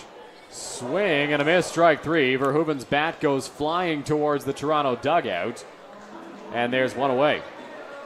Yeah, that one was flying backwards, nearing the dugout. A few cameramen had to be careful. Definitely raised some eyebrows, but a nice pitch in the end by Hodges, and that's exactly what you need. That was the second strikeout of the game. He has to kind of calm down. Obviously, we can only assume that this might be his last inning out here on the plate, on the rubber, I should say, before he gets taken out for some relief, but really needs to end strong after a rather poor start. 1 ball, no strikes here to Ty Mosher. Breaking ball, fouled off by Mosher. That one got a piece of him, and it is 1-1. Majors manager Roop Chandradat can ill afford to have guys go down with injury, so it looks like Mosher's able to shake this one off and will stay in the ball game and continue this at bat. Home plate umpire Bob Blake's going to give him an extra little second to regain his form as he dusts off the plate a little bit. Good point from you, Dylan. They really have to try and stay healthy, this London team. Not too many backup options tonight. Reichstein out, obviously. Reyes Cruz out. Is that one in their first strike? They need to be calm, keep healthy, and more than anything, maintain this lead right now. 1 ball, 2 strikes, 1 out. Ready in the box is Mosher. Here's the pitch. Fouled off, and it will remain 1-2. Now, obviously, the story for London so far has been offense, but it's really going to be defense going forward because they have a comfortable lead. The story will be how they're able to control that lead, or if, I should say, they are able to control that lead. What pitching will look like, if there will be some relief for Keys eventually, but he's done well so far, only allowing 1 run. So it'll be interesting what Brett Wales and Roop Channerdat decide to move forward with. I'd like to make a correction from what I said earlier. Byron Reichstein also on those championship teams for the Majors. That one cut on and missed by Ty Mosher there for strike 3. 2 out now in the bottom of the 3rd inning. I apologize to Byron for forgetting him, and thank you to Butch McCarty for pointing that out in the chat. That's what the chat's for, Dylan. Keeps us in order here. Exactly. We encourage you all. We thank you for tuning in tonight to Majors TV. Always fun to have you with us, and please give us your comments, your opinions on the game as we move forward. Champ Garner gives this one a ride to right center, but right there to make the catch is Marcus Connect, and we are through 3 complete here from Labatt Park. Ty White to take you through 4, 5, and 6. You're watching Toronto and London on Majors TV. Get suited up with us for our big night. We went to Collins Clothiers. They had suits and tuxedos in various colors and styles. The staff helped us pick exactly what we wanted. They custom fit our suits for the perfect fit. They even matched us to our date's dress. It was so much fun trying on suits with the boys on the VIP night. They even got us pizza while we tried clothes on. For prom kids, of course, you're going to be the best dressed. We felt so confident and looked amazing.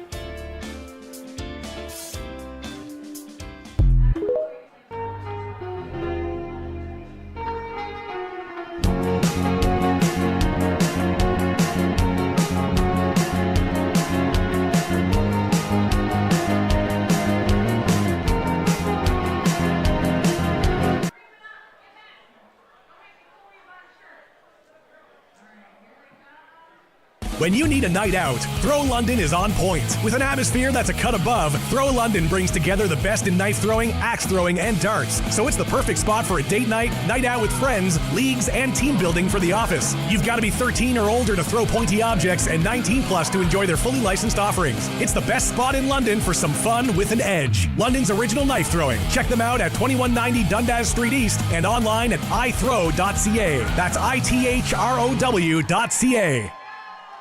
Welcome back, folks, inside the beautiful Labatt Memorial Park, the world's oldest baseball grounds here in downtown London. At the Forks of the Thames, the Majors taking on the Toronto Maple Leafs tonight, and have done extremely well so far. They lead 6-1 over the visiting Leafs as we see a few bunch of kids make their way around the bases here in the end. One of the many fun festivities we have at Labatt Memorial Park. Obviously, a lot of promo days coming up, including this Sunday, the Father's Day special, the 3rd annual Pack the Park for Father's Day. And this park, Labatt Memorial Park, will be absolutely filled to the brink with screaming Majors fans and a lot of dads in attendance. I'm sure. Really looking forward to that one. Some tickets still available free for the Father's Day special, so make sure to get them now on the London Majors website. Travis Keys back on the mound for the Majors, has a great outing so far, only allowing 1 through the first 3. Faced a little bit of trouble last time out. We saw an RBI single from Justin Mara, and Jose Vinicio got in to score. So as I mentioned before the break, very much about containing this lead now, keeping the margin at 5, and not allowing any spark of offense, I should say, from the Toronto Maple Leafs. A team that is not shy to getting in there towards the 10 and 11 runs. Obviously, they had 10 runs in their last victory. And a very good performance last night against the Kitchener Panthers. That one went into extra innings, went into the 10th. So Keys trying to keep this one at a 5-run game in favor of the Majors. They've had a lot of changes in their lineup so far and have dealt with it well. Obviously, Ty Mosher over at short has been playing very respectably. Brad Verhoeven in left and Tristan Osika at second. So a lot of the new faces have come up big so far, both defensively and on the plate. As Jonathan Salazzo checks back in, the third baseman today struck out in his first at-bat against Travis Keys. That first offering to him in there for a strike, and it's 0-1. You've seen some tough at-bats against Keys. Connect had a really good at-bat last time despite flying out for the second time as this one is ripped over the head of Ty Mosher, and it's going to drop in for a single for Jonathan Salazzo. So Salazzo trying to change the tide here for the Toronto Maple Leafs with a single out to left field. 1 for 2 on the day for him now as the rather dangerous Ryan Dos Santos steps in. Dos Santos has had a more than respectable year so far. We talked a little bit about earlier on the broadcast how he's tried to make a name for himself in this 2024 season, hitting over 300 as this one is chopped out with one hand, but what a diving catch from Travis Keys. He reached across there, sprung out the arm, and laid it all on the line. A fantastic defensive effort from Keys, and you can really hear the applause here around Labatt Memorial Park. That was a thing of beauty to get out Dos Santos in the end. I bet you he was not expecting that off a bunt attempt. And just flying towards the ball was Travis Keys. So it's really awoken the Majors fans here as the umpire is going to come talk to him in the end to discuss a few matters over. But nonetheless, Dos Santos is retired and Julian Johnson steps back up. He walked in his first at-bat, and obviously the former Major striving for a strong performance against his former team.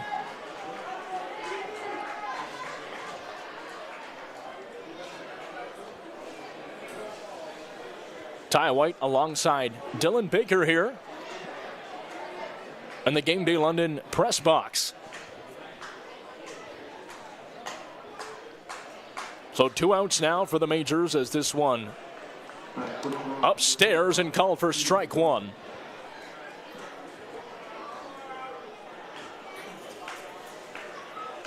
Key's done a good job at remaining calm so far. As this pitch a bit outside, breaking down low. Count at 1 apiece. A great opportunity here for another strikeout. Keys already has 3 to his name so far, as this one's chopped off and hit behind him by Julian Johnson, who is DHing today for the Maple Leafs. So it was a double play that was turned in the end there from the London Majors side that retired the 2 players before, both Salazzo and Connect. Oh, sorry, I should say Salazzo and Dos Santos, as strike 3 is called once again. And Travis Keys sits down his opponents for the 4th time tonight via a strikeout. Travis Keys remaining very strong for the first 4, and I'm pretty sure we're going to see more of him in this game, Dylan. Yeah, Travis Keys has been absolutely stellar up to this point through 4 innings of work. He's looked fantastic yet again for the London Majors, and we mentioned in the pregame show, it really feels like he's exceeded all expectations for him coming into this year, and he's continuing to build on that performance here in this outing.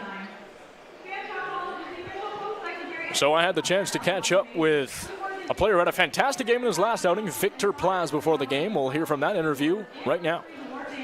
Hi, folks, here fieldside at Labatt Memorial Park. I'm London Majors broadcaster Ty White, and I'm currently joined by third baseman Victor Plaz. Victor, how are you doing today? I'm doing good. Ty, how about you? I'm wonderful, thank you. So, Victor, this is your first year with the London Majors. Can you talk a little bit about what that transition's been like for you? How do you like London, the fans, and the ballpark here? The transition's been great. The coaching staff, my new teammates, and the fans have been great. Honestly, I can't complain about anything about it. That's amazing. Now, in your last outing, you had a very good performance against your old team, the Barrie Bay Cats. You went 4 for 5, a homer, 3 RBIs. What can you say about that performance against your old team, and how can you build on that coming into tonight against the Maple Leafs? I mean, it definitely felt good doing it against my old team. Yeah. It's just a confidence booster. I was feeling good already, but it definitely elevated my game up a little bit more to the next level, and I feel great. Awesome. A final question. You are a very unique player on this Majors roster because you're trilingual. You speak English fluently, Spanish, and French. Now, can you talk a little bit about that? And I'm curious, do you change what language you speak in to different players on the Majors roster? I do, Ty. So depending on who I'm talking, if I'm talking to the Dominican guys, I just switch to Spanish. If I'm talking to the Canadian guys or the American guys, go to English. If I'm Tommy, which is from Montreal, just like me, I speak French. And if I know somebody speaks all three or all two, I'll just mix. That's so awesome. So, muchas gracias. Merci beaucoup. Thank you so much, Victor. Have a great game tonight. Once again, big thank you to Victor Plaz for that interview. And I'm not sure if you heard, Dylan, ended off the broadcast there with 3 different languages. Ty, I don't know if I'm more impressed by the fact that Victor Plaz knows 3 languages or the fact that you executed it so seamlessly in that interview. And he even responded in Spanish, which is, I take exception, and I really appreciate that, Victor. Thank you for making me feel good. As Tristan Osika takes a big swing at one, gets behind him, and I believe the count's at 0-2. So Osika, surprisingly, our replacement player in this one, 2 for 2 so far, both singles. He also scored off an error. And he's been playing very well so far, showing that he could be a good name for the majors as the season progresses, Dylan. Yeah, Osika strikes out right there. Osika thought maybe it hit the ground, but the catcher Justin Mara caught it in the air.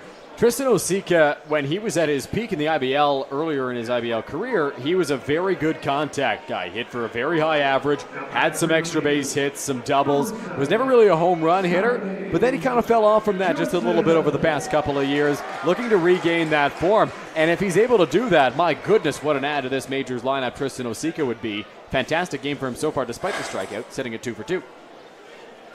Osika playing a vital role if the majors want to make a championship run. As one of the prominent names in a potential championship run. Starling Joseph back up to bat, 2 for 2 already on the day as well.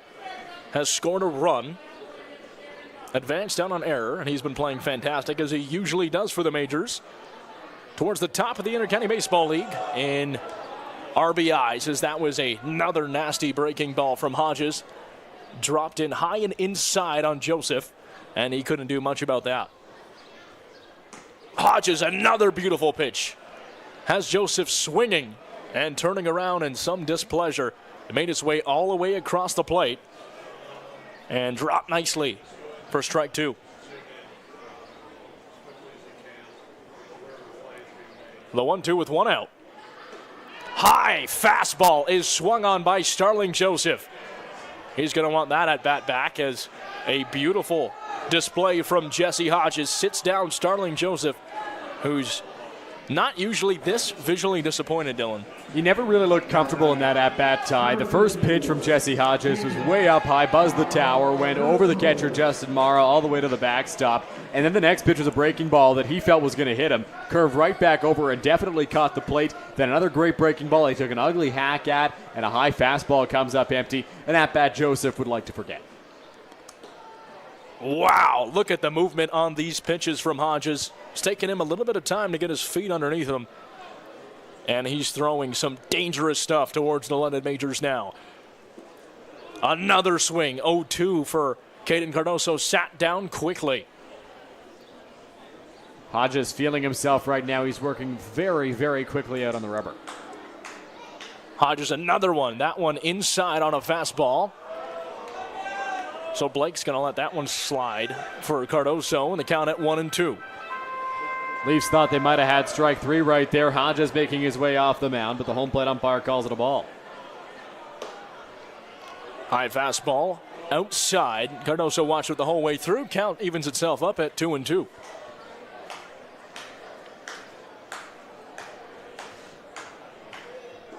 Cardoso takes a big swing on a low fastball. That got him in the end, and a beautiful display of pitching from Jesse Hodges to keep this one at a 5-run game. So 3 majors who were 2 for 2 stepped up. They were all sat down by Jesse Hodges. When we come back on Majors TV, the Maple Leafs trying to shorten this lead.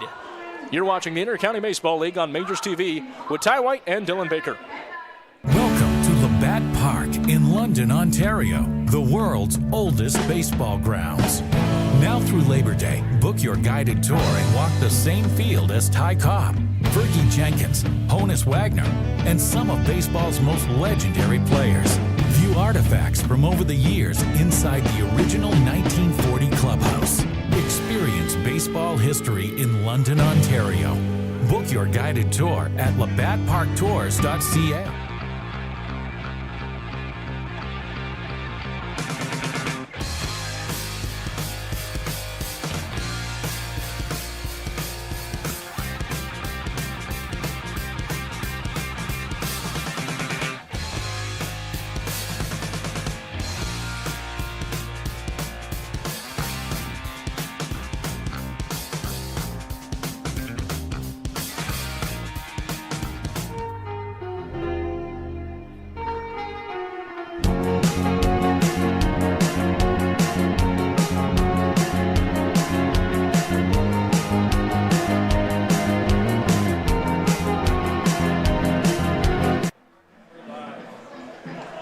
Welcome back, folks, inside Labatt Memorial Park. You're watching the Intercounty Baseball League on Majors TV.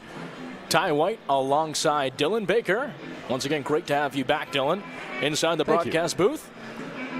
And very interesting stuff here. So Hodges had a tough first 4 outings, then in that 5th really cleaned things up and has given himself a case to certainly get back out there for the 6th. Yeah, we'll see what the Maple Leafs will like to do. We did see Marek Deska throwing earlier for the Toronto Maple Leafs. There's a good chance he's ready right now. I don't really have the best view of the Maple Leafs bullpen from my corner here in the Game Day London broadcast booth, but he hasn't been throwing lately from what I've seen, Ty. Hodges' pitch count still in a very manageable spot at 77. So Jose Vinicio checks back in after getting around to score a run, the only run of the game so far for the Maple Leafs. Score still sitting at 6-1. And Travis Keys still on the mound. Keys has recorded 4 strikeouts himself. Has done very well as this one's fouled way behind from Vinicio. On that first pitch, Victor Plaz was playing pretty deep over at third base and then realized at the very last moment who he had up at the plate. Vinicio, no stranger to laying a bunt down, so he charged in a hurry trying to get after that ball. Vinicio 1 for 1 so far with a single as this pitch was looming outside and moves the count to 2-1. Looked to be pretty close to the strike zone there, Ty. Not sure if it was DeOlio yanking that ball down when he caught it that didn't get him the call, but it looked to be near the corner, at least from Keys. This one more inside and it is swung on, but a routine play. Bouncing ball to first and calmly fielded by Caden Cardoso to record the first out of the inning in the top of the 5th. Yeah, no problem there for Caden Cardoso, the Majors' first baseman. Vinicio 1 for 2 on the day now after that last ground ball. Right down the line, Cardoso did a good job, waited back for it, played it, knew he had lots of time, even with the speedy Vinicio running, and he records the out. So in for the second time now, Connor Lewis, the native of Brampton, Ontario. He's hitting .214 on the year with 3 RBIs and went 1 for 3 with a run scored last night versus Kitchener. His first toss from Keys is swung on and fouled hard behind. 0-1.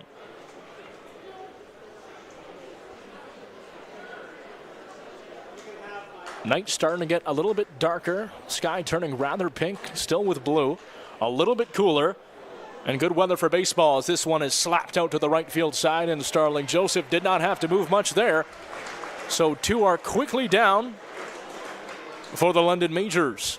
Yeah, wind knocking a lot down so far in this ball game, it feels like. Starling Joseph had probably one of the easiest catches he'll have all season long. Just stood right there and made the grab for the second out.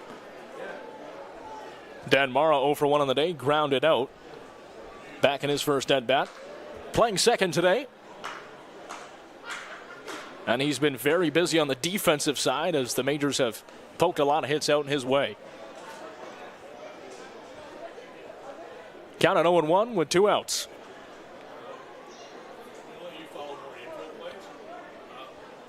Keys. Fastball low and away. Count at 2-0 now. Morrow watched that one the whole way through.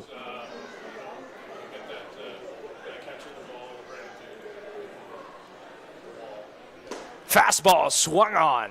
And a nice pitch. That had Morrow leaning inside, took a big swing at it, and amounted to nothing in the end.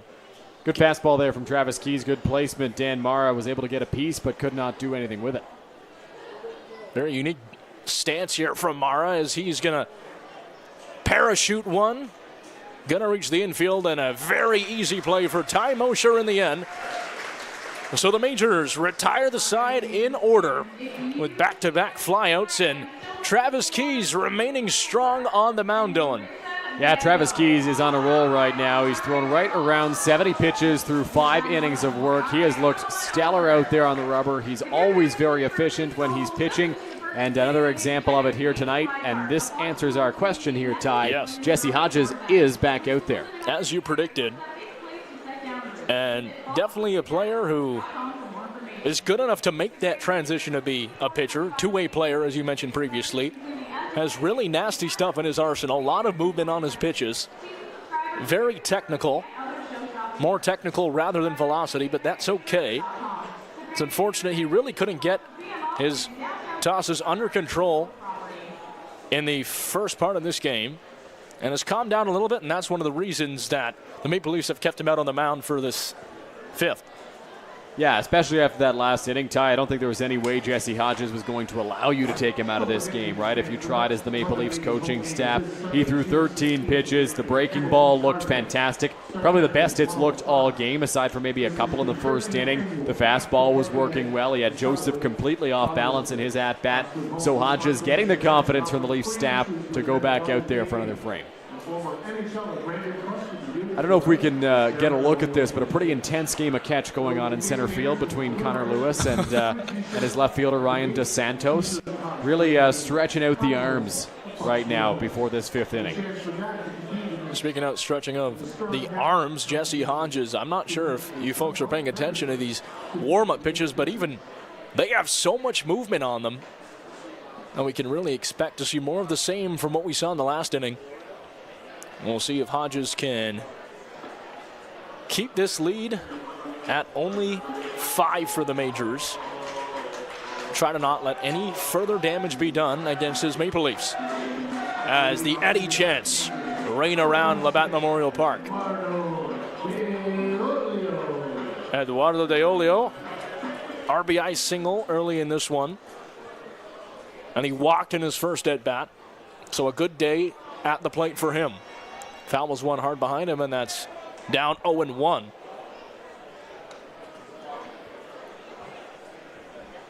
After Hodges retired the side last time out, that accounted for his 5th strikeout of the evening. Funnily enough, now more than Travis Keys. That pitch had quite a bit of movement, but too far upstairs. Nola, I also want to mention, I talked about this before we went to break, but in his last outing, Jesse Hodges was facing 3 batters on the Major side who went 2 for 2 so far. He struck them all out in order. So very impressive. And in your opinion, what does that say about a player like him? It shows that Hodges does not get rattled out there, right? He's got a lot of confidence. These guys 2 for 2 against him, like you mentioned previously in the ball game. Guys that had a lot of success. They were able to reach base a couple of times, put the ball in play. That doesn't matter to Jesse Hodges. He's able to shake that and get 3 big strikeouts. Fastball high and inside. Had Diolio poking back a little bit. Count it 2-2 now. Jesse Hodges struggling to keep that jersey tucked in. He came out with the jersey tucked in after it was untucked last inning, and it's become untucked again. Diolio slaps one, but unfortunately right to Vinicio, who makes the routine throw across, and Castaldo's had his foot on his bag, so retiring Diolio there for the Majors. He grounds out for the first time this evening. 2 for 3 on the day now officially, and the man I caught up with before the game, Victor Plaz, stepping back out. Now Plaz has a fantastic game against the Baycats. We talked about 4 for 5, a home run, 3 RBIs, and a double. Already has an RBI single in this one. That came in his first appearance on the plate. And becoming a dangerous player on this Majors lineup. First pitch there from Hodges to Plaz was sliding downwards on a breaking ball. A little bit too high, though, so the count 1-0. Fastball on the second pitch. Swung on by Plaz and fouled off pretty clearly. Counted 1 apiece. Scared some fans on that last foul ball, did Victor Plaz. It bounced over the grandstand here, and taking a page out of my book, getting frightened by a foul. Definitely can hear it when it lands on top of us at Labatt Memorial Park. Another fastball upstairs. Too far upstairs, though. Count it 2-1. Starting to see Plaz develop his eye at the plate, but that one had a lot of movement on it. Could have definitely drawn a swing when we saw that discipline from Plaz not to move. Very good pitch in the end, though, from Hodges as the ball 4 chance rained down. Fastball got Plaz looking at it the entire way. Count it full. Majors fans are probably 0 for 4 or 0 for 5 on those ball 4 chance tonight. As this one is in the dirt on a fastball, and a fantastic showing at the plate from Victor Plaz. Walks on to first after really taking his time against Jesse Hodges. Yeah, real good job in that plate appearance by Victor Plaz. Was able to work the count against Jesse Hodges, fouled off a pitch, took a couple of tough ones as well, and now he stands over at first base. So here comes big and fast Cleve Brownlee. DHing today, he checks back in. Had an HBP and a ground out so far. Fortunately, this season we haven't seen too much offense from him.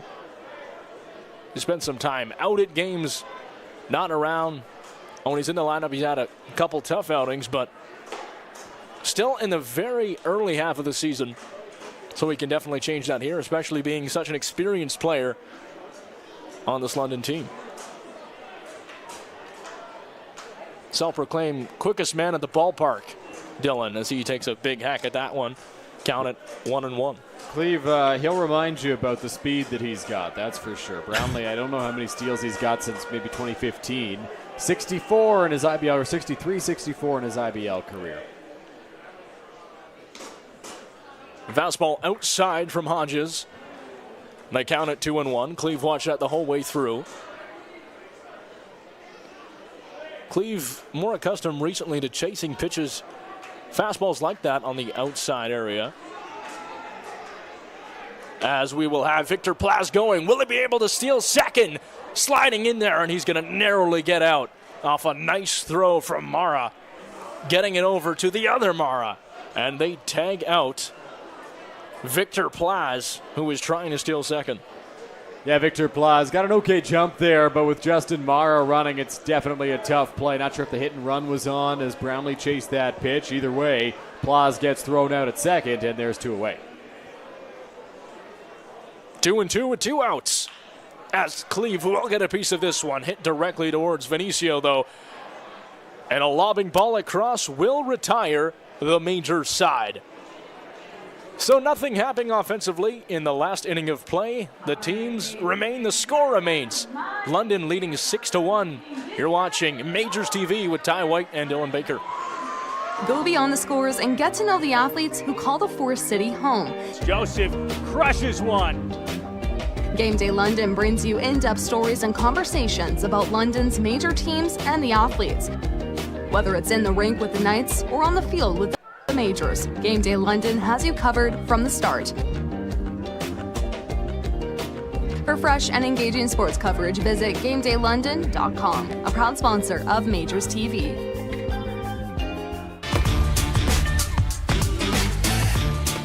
If there's guys on base, I'm trying to create the situation in my head. Corey Hunter taught me that. Create it in your mind, where you're throwing the ball, what you're doing in this situation. When it happens, you're just reacting. Defense, you can always make a play. You always have an opportunity. You never know what ball's going to get hit to you. It's always a good feeling when you're running down balls for your pitcher. You look forward to running balls and robbing home runs. Nothing more satisfying than making a dive play or a big play.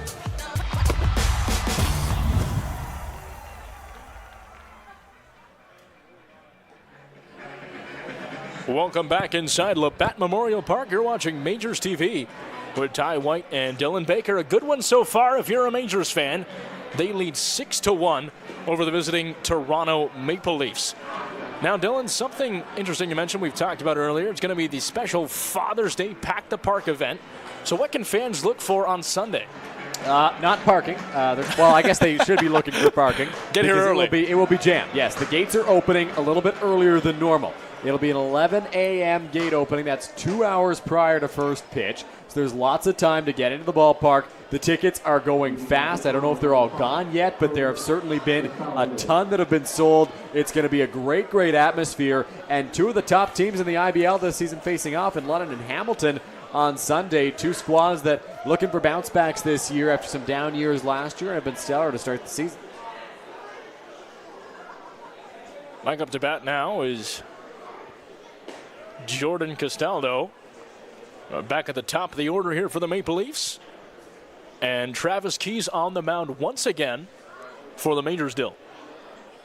Right around 70 pitches for Travis Keys. He's continuing to roll, though I did see Majors manager Rube Chanardad just before the top of the sixth head down to the bullpen and just say, hey, let's start getting loose out here just in case Travis runs into some trouble.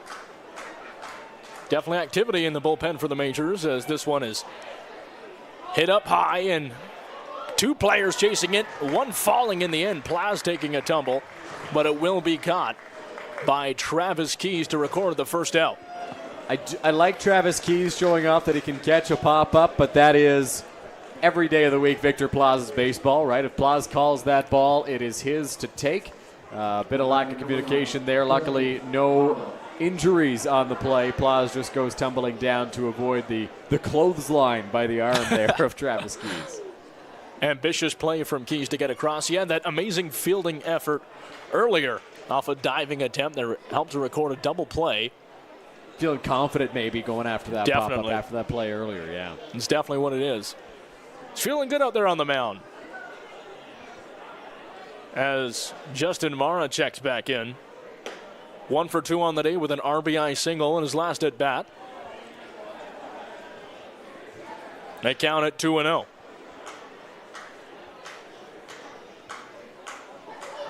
Keys with 4 strikeouts on the day. This ball was leaning inside. It's going to be hit right back to the center fielder, Champ Gardner, who was patiently waiting for that one to arrive in his glove. And back-to-back flyouts. See the Toronto Maple Leafs down 2. 2 straight innings where the Majors outfielders have hardly had to move on line drives hit in their direction. It was Joseph in the top of the 5th and Champ Gardner right there in the top of the 6th inning. Did not have to take a step in any direction. Was perfectly placed for that line drive off the bat of Justin Mara. So for the 3rd time tonight, the great battle of Keys versus Connect. First pitch goes to Keys, obviously in his last at bat. Connect got the count all the way to full after being down 0-2. Had a tough flyout. 2 flyouts in this one tonight. But he's been playing pretty well despite being 0-2, Dill. Yes, he has. He's been putting the ball in play. He's been hitting it hard. He's done a good job up to this point. That fly ball earlier went all the way to the fence pretty much, and Champ Gardner was able to haul it in. So Connect is certainly hitting the ball with some pop up to this point. The nice pitch previously by Keys. Breaking ball high and inside towards the same area with a fastball this time, but it's too high. Count even at 2 apiece. Major still only looking for 1 more out to complete the inning.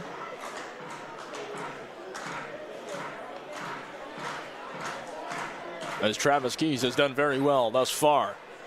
Keys' ball is swung on. Took a hop and made its way down left field line. Well foul. But Connect keeps himself alive. Count still at 1-2. You can see on your screen there that is Jonathan Henry getting loose for the Majors in the bullpen right now, the right-hander. Could see some action after Travis Keys, depending on the situation in this ball game.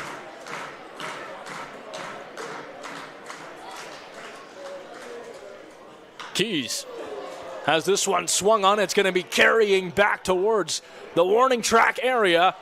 And in the end, the left field replacement, Brad Verhoeven, collects that one. Did not have to make too far of a run. And the Majors once again back-to-back-to-back flyouts to sit down the Toronto Maple Leafs and keep their lead at 5, leading 6-1. Delicious start from them. Speaking of delicious, Dylan, also like to take this time to thank Through Thick and Thin Pizza for feeding our broadcast crew. That is a correct adjective for Through Thick and Thin Pizza. Delicious, delicious stuff, as always, from Through Thick and Thin. We appreciate you joining us here on this Friday night. Really a beautiful night for baseball. A couple of former Majors watching this contest. Keith Candel's been in the chat all night. Got a text from former Major Mike DeLong that he's watching from Windsor tonight, so shout out Keith. Shout out Mike. Always good to see some former Majors checking back in on the team, because once you play for the Majors, you're a Major forever, right? You're always welcome back here, always welcome to take in a game, chat with the players, chat with the coaching staff, and chat with the broadcasters as well. Chat with us here in the broadcast booth. I caught up with a member of the Alumni Association in the last game at home versus Barrie, and he mentioned when you talked about a Major for life, we really mean that.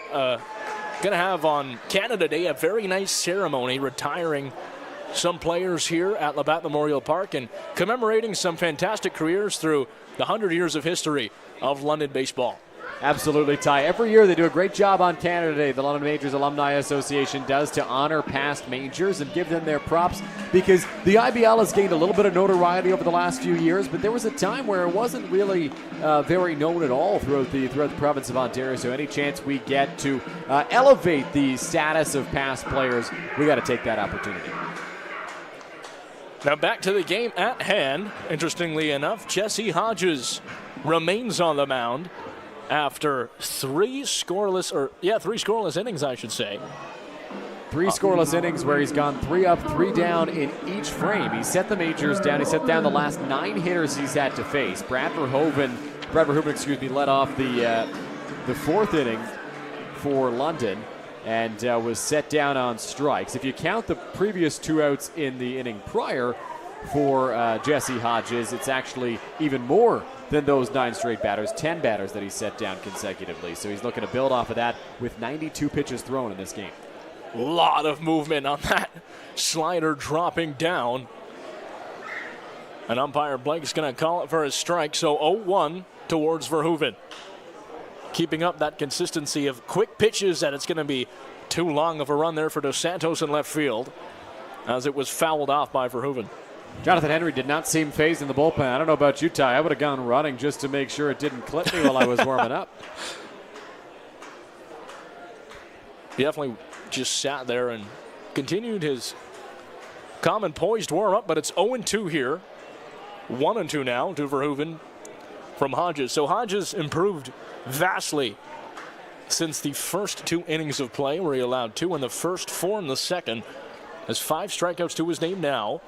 He's gotten his pitching much more under control. And perhaps some mistakes expected from a player who was converted to being a pitcher.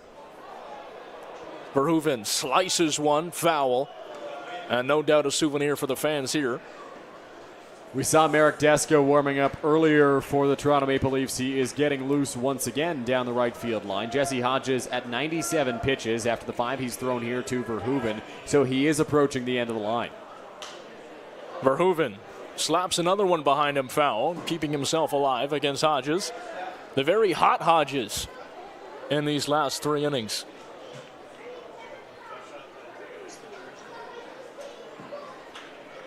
Get a look at Deska there on your screen, the longtime IBL right-hander.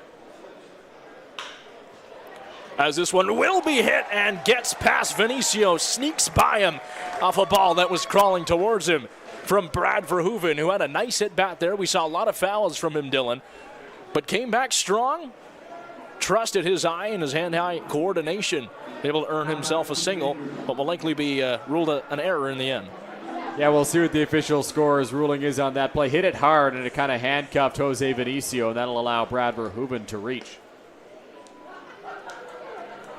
As it looks like we're going to have a pitching change finally. So it's taken 6 innings to have something change in all. Pitching changes are presented to you by Throw, London's original knife throwing. We'll get a number for you here shortly. But Jesse Hodges is sat down for a break there.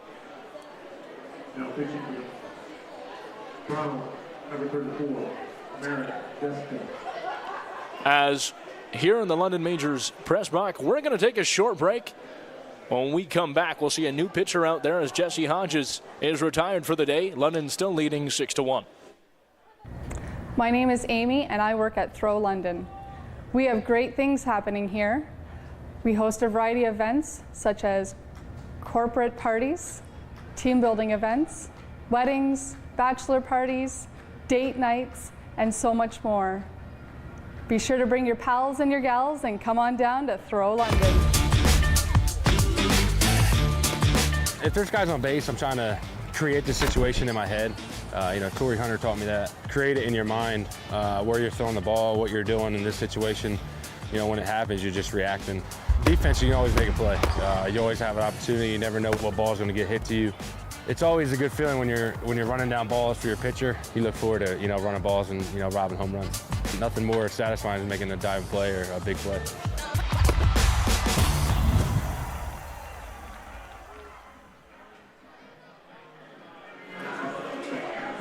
Welcome back, folks, inside Labatt Memorial Park. You're watching the Intercounty Baseball League on MajorsTV.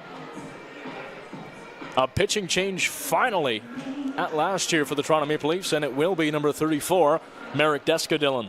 Marek Deska working in his 6th game of the season. He started one game through 14 innings, has a .707 earned run average, a little more elevated than where he'd like it to be. He's been in the Intercounty Baseball League since 2006. Now 39 years old, Deska has been a steady arm for the Maple Leafs for a very long time. Since 2010 alone, this doesn't include the first 4 seasons of his IBL career, 51 and 44 with a .491 earned run average in 739 1/3 innings pitched. Safe to say he's seen quite a few batters in his time, as this fastball is bunted by Mosher, almost perfectly placed. He will be thrown out at first, but advances the runner. And a nice play in the end there. Very good placement by Mosher. And Verhoeven on second. Full credit to John Salazzo there on the execution of that throw to first base. Beautiful bunt off the bat of Ty Mosher to turn things over to the top of the order. And I thought for sure Mosher was going to be able to beat that out just because of the location of that bunt. But Salazzo able to get there and throw him out. So Deska and his defensive Maple Leaf side have one out in the bottom of the 6th. As this one's fouled behind, hitting the netting and drops back down. Champ Gardner in the top of the Majors order, back at the plate. Gardner not having his best day so far on the plate, but can look to improve now with a runner in good position. Verhoeven keeps creeping over, so Hodges is going to take a look back over at Vinicio. We'll just keep things cool so far, but he definitely thought about it, Dylan. Interesting move there by Verhoeven at second base, because catcher Justin Mara told his brother Dan, the second baseman, to move off because he thinks Garner is going to go the opposite way, but Vinicio didn't get the memo. Gardner is going to poke one just past the infield, and a very routine catch. Parachuted nicely into the glove of Vinicio. So 2 down for the Majors. For those who may be unaware, typically with a right-handed batter at the plate and a runner at second base, it's the responsibility of the second baseman to go cover the bag, and that's what Dan Mara was doing. But Justin Mara, expecting Garner to be late on the offering from Deska, told Dan, okay, move off, stay in your position, because he didn't want to leave a hole on the right side. The problem is Jose Vinicio never caught that memo from the catcher and was not covering, so Verhoeven was able to take a huge lead, but Deska turned around and kept him close. Terrific analysis from Dylan. As first pitch fastball is well outside for 1-0. Still 2 outs here, so the Maple Leafs looking for anything here to retire the Majors. Ball was breaking inside, but it's going to be hammered out. And it's going to make to the warning track in right field. So Verhoeven around to score. And in there, Tristan Osika with an RBI double. And a fantastic play. Scoring one there for the Majors, and they increase their lead 7-1. Tristan Osika got a lot of that baseball to right center field. Ty, I thought it had enough to get out off the bat. Eventually it winds up on the warning track, skipping up against the fence. Marcus Connect never really had a shot. It was well over his head, and it's an RBI double for the Majors second baseman. That one was carrying back. It just kept going further and further, and certainly sent Marcus Connect on a wild goose chase for the ball, eventually landing at the warning track and scoring another one for the Majors. So Deska having a bit of a tough time here closing out the 6th as Joseph takes a big swing. Joseph 1 for 3 on the day, struck out in his last at bat, but 2 singles to his name in this one already.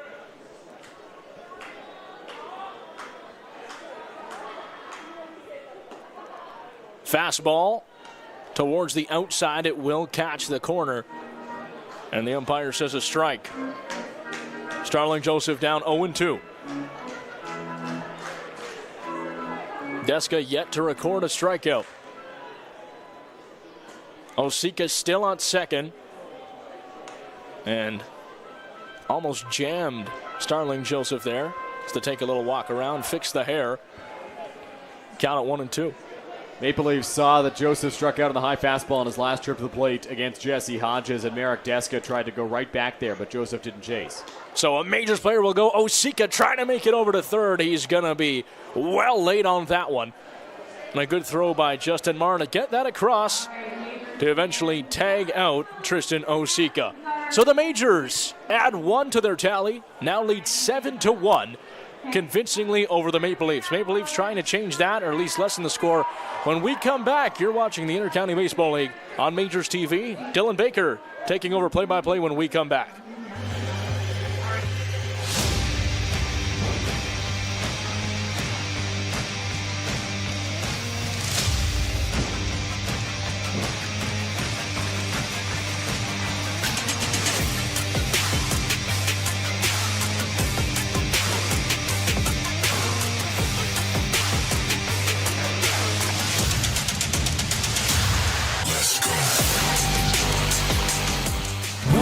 Labatt Park in London, Ontario, the world's oldest baseball grounds.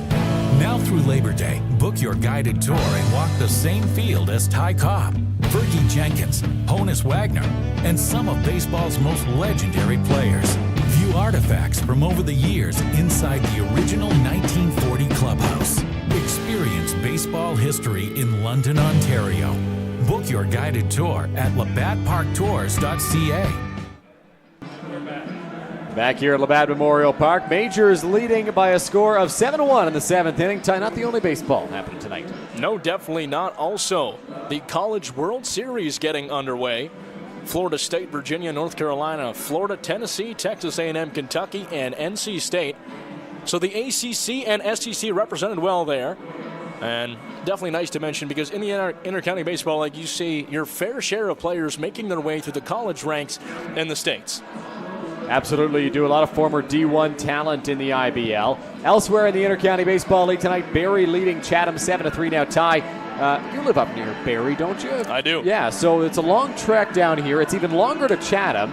So Barrie's actually staying the night in Chatham tonight and playing a 2-game series. They'll take on the Barnstormers tomorrow afternoon, 1 o'clock. They're leading 7-3 over Chatham Kent in the bottom of the 7th. Kitchener up 6-2 on Hamilton in the top of the 7th, and 1-1 between Guelph and Brantford in the top of the 6th inning. John Salazzo digs in to kick off the 7th. Good night in the Intercounty Baseball League. Lots of baseball around this weekend and on this Friday night. As we mentioned also the College World Series, the European Soccer Championship started today. Both the finals in basketball and hockey undergoing as well. So it's an exciting time for summer sports, Dylan.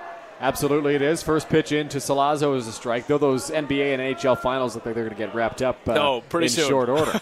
Salazzo flares this one left field, charging hard. Verhoeven, he thought about a dive, elects to play it safe. It'll skip in front of him and be a base hit off the end of the bat of John Salazzo.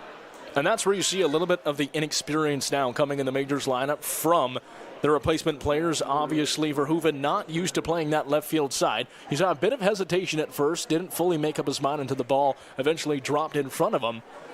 But he's done well so far, perhaps his first potentially questionable play in the end, but he's going to play it safe, and that's not a bad thing when you're ahead 7-1. So that'll bring up Ryan DeSantos here. DeSantos 0 for 2 has a runner over at first base. Keys has reached the 80-pitch plateau now as that one's in there for a strike. I believe it's Henry continuing to loosen in the Majors bullpen. He relaxed for a little bit, now getting back up. So Ryan DeSantos, after a really hot start this season, and of course after yesterday's game, lines this one to left. Verhoeven headlong dive, and it clanks off the glove. It's a fair ball. Charging for third is Salazzo, and that ball will go under the fence. So it hits off the glove of Verhoeven and will roll under the fence in foul territory. It's a ground rule double for Ryan DeSantos. Really unlucky for DeSantos there, as his man had a chance to go around and score, Salazzo, but a ground rule double from Santos. And once again, the announcer's jinx comes back to bite us, as we were just going to say that he's 0 for 2 on the day after going really hot. He has a very nice booming hit off the back towards left field that got down in Verhoeven's area once again. And now Brent Wales going to talk over things with Travis Keys potentially going to see the end of his day on the mound shortly. Yeah, Keys knows he's getting near the end of the line in terms of pitch count. Brent Wales, the pitching coach, going out to talk to him. What do you think the message is right now, Ty? Just trying to calm him down, maybe? Absolutely. Just the entire team, calm down. You guys have a very commanding lead so far. Obviously some runners in scoring position, but in the grand scheme of things, they might not mean too much in the end. So you really have to calm down, play smart baseball, make the easy play in the end. And honestly, it was very smart from Verhoeven to actually let that ball drop in front of him a little bit earlier. Because right now you're on the conservative side. You're playing it safe, not trying to be too aggressive and close this one out. Well, you have such a big lead over the Maple Leafs. A lot of smiles as that chat breaks up. Caden Cardoso looked to be pretty involved in that conversation. Everybody gets back to their positions. The other thing that conversation does for the Majors, it allows Jonathan Henry a couple extra pitches to get loose as Julian Johnson steps into the batter's box for Toronto. Johnson 0 for 1 of the day, walked and struck out looking in his last at-bat. Keys sets on the rubber and delivers the first pitch. Breaking ball, finds the corner, strike one. Johnson didn't like it.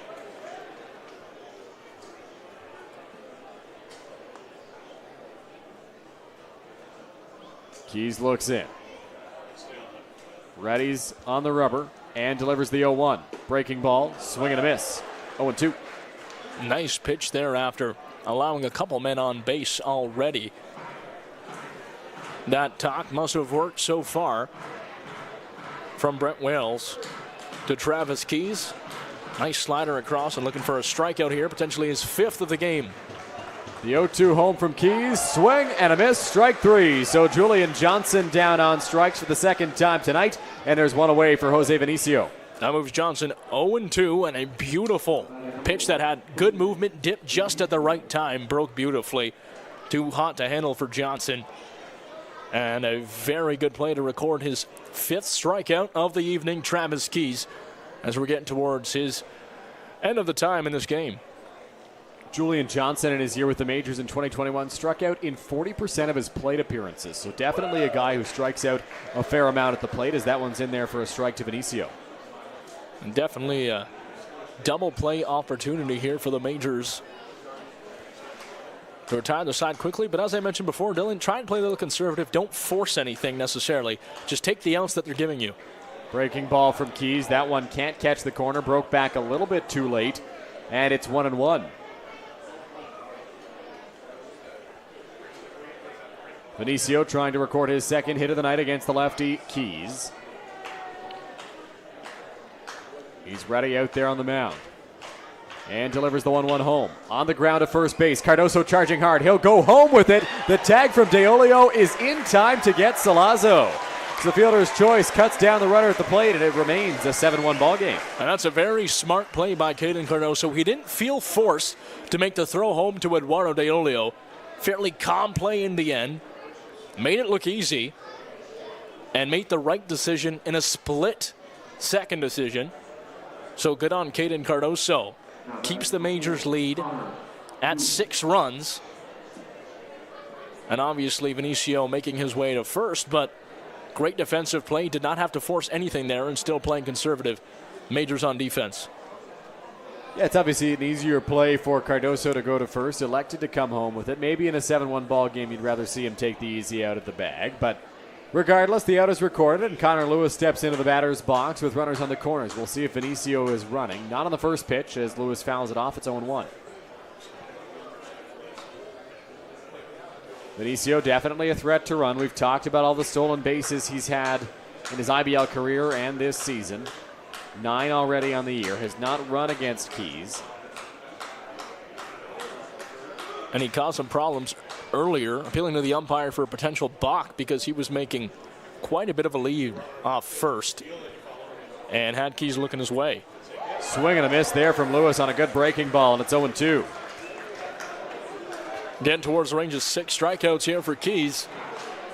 He's having a big night so far.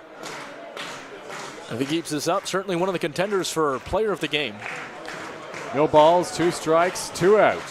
Keys ready's on the mound, tries to escape this jam unscathed. The pitch on its way, swing and a miss. Lewis running down to first on the drop, 3rd strike. The throw from DeOlio is in time to get him. So Travis Keys, 6 strikeouts through 7 innings, and his Majors are up 7-1 at stretch time. That was just a really, really good defensive performance from Travis Keys. If you recall, earlier in the inning, he had to run into a little bit of a troublesome situation there, Dylan. Brent Wills physically came out to talk to him. The defense talked things over. He calmed things right down, closed out the inning, and that was likely the last we will see from Travis Keys this evening. But what a great outing that he's had. Absolutely, and I was talking to Majors manager Ruth Chanadat prior to this game during batting practice, and he was saying there hasn't really been a dominant performance for the Majors since Travis Keys' outing against the Brantford Red Sox earlier this season. Ty, I don't know about you, but I think that qualifies at least pretty close to a dominant outing for Keys. Oh, very dominant outing indeed, only allowing 1 run, minimal amount of players allowed on base in the end of the day. And all the times that we did see the ball get smacked out to the outfield, for the most part, except with the exception of that 6th inning of play, they were right to the outfielder. Starling Joseph line drives that were just in good areas off good pitches from Keys that forced potentially a bad decision from the batter. So he did just about as well as he could in any other game so far. And a great job from Keys. Obviously, at the end of the game, our Nuthers Player of the Game, the MVP award, might be going to Travis Keys. We'll have to talk about that. I feel like it's a little bit of foreshadowing here, Ty. You know who's in charge of picking the Player of the Game? It's us up here. So if you're making the case for Travis Keys, I don't know. We'll have to see how things shake out at the end of this ball game. Certainly a very good contender, like you mentioned. A terrific outing for Travis Keys, 7 innings, and I don't want to call him a surprise because you knew he was going to be a pretty solid arm, but the fact that he's been this good for the Majors, I think, has been a pleasant surprise, I guess, for London. Definitely a pleasant surprise as the Sweet Caroline chants coming now all over the ballpark. And a nice atmosphere on a Friday night, but Keys really impressed here. Obviously, this was a player who we didn't really know what his stature would be like entering the season. Then at the end of the day, he's really proved himself to be a reliable player that the Majors can continuously go to. Appearing in over 5 games so far, this was his 3rd start. And I'm sure we'll see many more from him throughout the season, Dylan. Absolutely, Ty. Starling Joseph steps into the batter's box. If you'll recall, Tristan Osika was caught stealing to end the bottom of the 6th inning. Here's the first pitch from Marek Deska. Huge cut from Joseph. He comes up empty. It's 0-1. Yeah, it seems like the one you really mentioned, you hit the nail on the head earlier, Dylan, that the only thing that's really missing from Starling Joseph's arsenal this year is the long balls, the long home runs. Haven't seen too many from him. And I think that's starting to get to him a little. He's taking a lot of big hacks out there on the plate. He is 2 for 3 so far, but I think you can tell he really wants a homer. That one off the plate outside. 2 balls, 1 strike. I'm with you, Ty. I think Joseph is starting to get it in his head, despite the fact that he's had a really great year overall. I mean, he's hitting right around 350. You can't ask for much more if you're the Majors. Just no real long balls this season, aside from one, which I believe came in the home opener, if I'm not mistaken. Yes. Ty, it's been a while for Starling Joseph since he put one out of the ballpark. It did come in the home opener back a little while ago. And not to say that he hasn't done a good job. Obviously, we mentioned one of the most prolific hitters, especially in the RBI column in all the Inter-County Baseball League. But any baseball player would attest to there's nothing quite like the feeling of getting one outside of the ballpark. It's really very unique. I remember an interview, Bob Costas was talking about how the home run is one of the most unique phenomena in all of sports. It's the big bang, it's the kaboom, it's something that changes the attitude of an entire game potentially, and there's really nothing like it in sports. So that's just one thing that Joseph is missing thus far, but let's see if he can change things at this at-bat. 2-2 will miss high for ball 1, or ball 3, I should say. Just to add on to what you were saying, Ty, I only ever got 1 out in my illustrious baseball career. Yes. I was more of a gap-to-gap speed guy, but, you know, it was one of the most outstanding feelings of my life putting that ball out of the ballpark. Swing and a miss by Joseph there, and there's 1 out. It's just such a perfect pinnacle to a ball game, and it feels like you're finally rewarded for all your efforts when you put 1 out. 100%, and another thing about the home run game, obviously, it's just so unpredictable. It takes multiple factors to come true. It takes the bat speed, it takes the correct pitch, the timing, and a lot of things have to come together, a perfect storm in order for a bomb to be hit in the end. But haven't seen a home run in a little while now, I believe in the last 3 or 4 games here at Labatt Memorial Park. Caden Cardoso, a guy who's certainly got the power to change that trend. He's ahead in the count 1-0 here against Merrick Deska. Breaking ball, Cardoso fights it off down the left field line, but that one will slice foul towards the Majors bullpen. Speaking of the Majors bullpen, earlier today, Braden Farrington was taking swings in the batting cage here at Labatt Park just in case he was needed for some at-bats. Haven't seen it up to this point, but if the Majors maybe put it a little further out of reach, maybe he'll get a crack at it. Here's the 1-1. We definitely mentioned the Majors lineup running rather thin tonight. At the same time, they have a lot of talent to fill in the roles as needed. And obviously, they've done a good job so far. Mosher playing at short, Verhoeven at left. Cardoso tried to check his swing, but went around, and that is strike 3. So the big bat of the Majors is set down, and there's 2 away in the bottom of the 7th inning. So Merrick Deska is starting to get a bit of a feel for the game now, throwing some better stuff and sitting down 2 prominent Majors hitters in Starling Joseph and Caden Cardoso. So he's a couple strikeouts to his name now and starting to show up pretty well in relief. He'll have to deal with Eduardo DeOlio here, 2 out in the bottom of the 7th inning. There is action in the Maple Leafs bullpen, a lefty getting loose. That one cut on and missed by DeOlio. Bit of an ugly hack at that one. DeOlio 1 for 2 on the day. An RBI single. In the second at bat, he walked in his first at bat. 0-1, big swing from DeOlio, got it on the hands, comes up empty, 0-2. The sun is fully set here in downtown London, and the beautiful Friday night lights gleaming down. 0-2 home. DeOlio fouls that one back, and we'll try again here on 0-2. Those new lights gleaming down. The LEDs. The LEDs, yeah. I'm still waiting on the first light show, but overall, I like the LEDs. I think the Osprey has also been accustomed to the new lights as it moves his location. That's the priority, right, as that one misses off the plate. Making sure the Osprey is comfortable. Kind of like home runs this season, the Osprey been a bit of a rarity at Labatt Memorial Park. Haven't seen it too much. 1-2 off the plate outside, 2-2.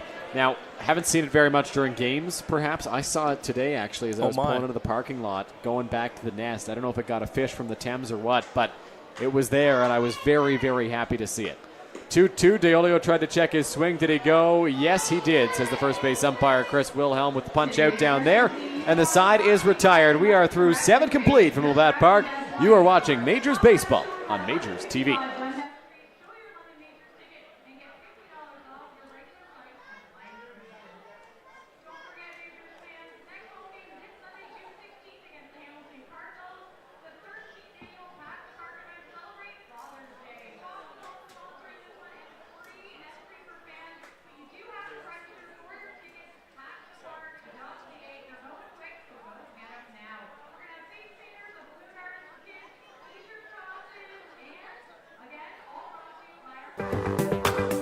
Hello, my name is Jim Miller with Miller's Award Store.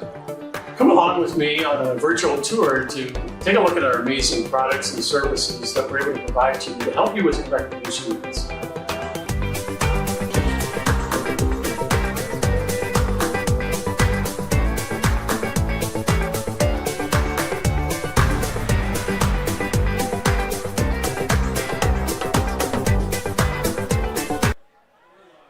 Back here at Labatt Memorial Park for the 8th inning. It's a pitching change brought to you by Throw London, London's original knife throwing. Jonathan Henry takes over for Travis Keys, who pitched a great ball game, Ty. Definitely a great ball game indeed. 7 innings pitched, only allowed 5 hits and 1 run. Against him, 6 strikeouts to his name, and was absolutely phenomenal. Scoreless in 6 of his 7 outings on the rubber, and was a phenomenal arm for the Majors tonight. This game really further establishing him as one of the premier players on the mound of the Inter-County Baseball League and on this London Majors roster. A reliable arm going into the latter half of the season, potentially down the road for the Majors. So very good performance from him. Brent Wells and Roop Chanderdat very pleased, I imagine. Absolutely they would be. Jonathan Henry taking over. 3 games this season, 2 innings pitched. .450 earned run average, a whip of 2, was allowed 2 hits, struck out 2, walked 2. In his last outing against the Barrie Bay Cats, it was a very solid performance for Jonathan Henry, going 1 inning, did not allow a hit, did not allow a run, got a strikeout, did not walk a batter, and kind of what the Majors were hoping to see after Henry struggled earlier this season. And we've got some kind of communication here from the first base umpire, Chris Wilhelm, to the home plate umpire. Dan Mara was on it as well. I don't know what exactly it was, but they seem to have it sorted out now.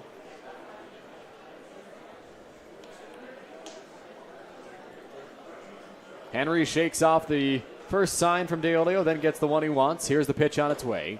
Upstairs for ball 1.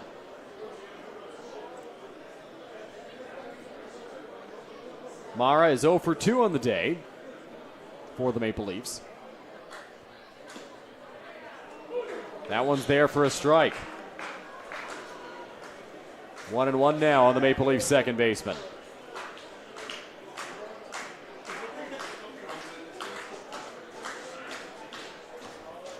Off-speed pitch there, did not get the chase, and it's 2 balls and 1 strike.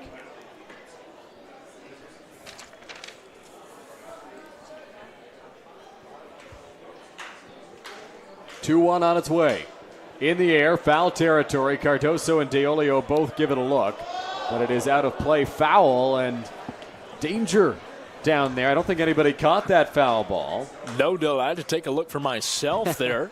Quite a few fans here underneath the stanchions behind home plate, and that one landed in a perfect area to drop through, and another souvenir for a fan. 2 balls, 2 strikes. Here's the pitch. Line drive right back up the middle off the bat of Dan Mara, and the Maple Leafs are in business here in the 8th inning. They've got a leadoff base runner. Yeah, definitely a strong at bat there for Mara, showing that the Maple Leafs are not giving up quite yet. Just smacked right back to center field in an ambiguous area, so no play was made on the ball by Osika Mosher whatsoever. So a nice hit there, a good at bat for Dan Mara, and he records his first hit of tonight's game. So that'll bring up Jordan Castaldo, another batter who's hitless for the Toronto Maple Leafs. Mara over at first takes his lead. It's a healthy one. We'll see if the Leafs run a little bit more with Keys out of the ball game now, as that one's a strike. You'd have to think the mindset is an ambitious one from the Maple Leafs now. Certainly have their work cut out for them and a mountain to climb here. They want to make any sort of comeback whatsoever. They've just been showed up tonight by terrific defense from London and incredible pitching. Jonathan Henry trying to add on to that. 1 ball, 1 strike here on Jordan Castaldo. Henry sets on the rubber and delivers that one well up and away, and it is 2-1. Castaldo, a guy who takes his fair share of walks, has 120 more walks in his IBL career than strikeouts, which is pretty much unheard of. Actually, Dan Mara, another guy who's got more walks than strikeouts in his career. For Castaldo, 504 walks, 384 strikeouts. Pitch on its way. Castaldo takes a strike. He's got a good feel of that strike zone. That's where I was going with that walk stat, and he didn't think that was a strike. Well, that walk stat, those are really Moneyball numbers when you get down to it. Really impressive stuff. The OBP through the roof. And as you mentioned, one of the best players in the history of the Intercounty Baseball League, Jordan Castaldo. 2-2. Here's the pitch from Henry. Swing and a miss, strike 3. Henry down on strikes. Castaldo shaking his head as he walks back to the dugout for the first out of the inning. And how fitting is that? Once again, we hype up another player, and they're immediately sat down after the talk-up. But to be fair to Castaldo, that was a good at-bat, and he definitely took his counterpart there, Henry, out for a little ride and made his situation a little bit more difficult. In the end, though, Henry gets his first strikeout to his name. First pitch to Justin Mara is off the plate outside.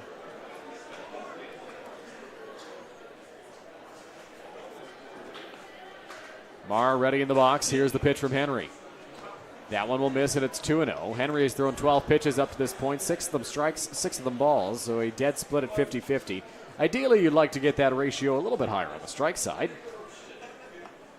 100%, especially as he's coming in on a very specific role here, and that's for relief, really trying to close things out. and make this one simple on the Majors defense to help them end a ball game that they've been ahead the entire time, and it really hasn't been close. That one is off the plate outside, so it's a 4-pitch walk to Justin Mara, and that'll bring up the big bat of the 3-hitter, Marcus Connect, who is 0 for 3 in the ball game tie, but we touched on it in his last at-bat. He's been hitting the ball well. Yeah, this could be very dangerous if not played correctly here by the Majors defense and Jonathan Henry, because Connect has really been itching at something all night long. He has 3 flyouts to his name. That being said, as you mentioned, hitting the ball very well. And these are not just, 2-3 pitch flyouts here. He's really getting into the 7, 8, 9 pitches, having really, really good at bats. And it seems like he's due for something here, Dylan. So the Majors can't take their eye off the ball yet. First pitch to Connect is a strike. I'm surprised, actually, that Connect did not take a swing at that. That was a rather hanging breaking ball there. 0-1, 1 out. That one on the ground at third base. Plaz, he bobbled it, and it gets through him into left field. Around third, charging for home is Dan Mara, and he will score. So the hard ground ball that gets through Victor Plaz results in the second Toronto run of the ball game. Yeah, Plaz really not happy. He's going to want that one back, as we saw Connect just made just enough contact with it. Will actually record his first time getting on base this evening. And that ball just scooped right over the head of Victor Plaz. Perfectly in the end for the Toronto Maple Leafs, but not so much for the London Majors. Looked like in the end a pretty routine ground out, but just caught the right end of the grass there on the infield and bobbled right over the glove and eventually over the head of Victor Plaz. So 1 run scores for the Maple Leafs. That's their second of the game. They now trail by 5. First pitch to John Salazzo will miss for ball 1. Ready is Henry on the rubber. That one has been ruled a hit for Connect rather than error or charge to Victor Plaz. It's 1-1.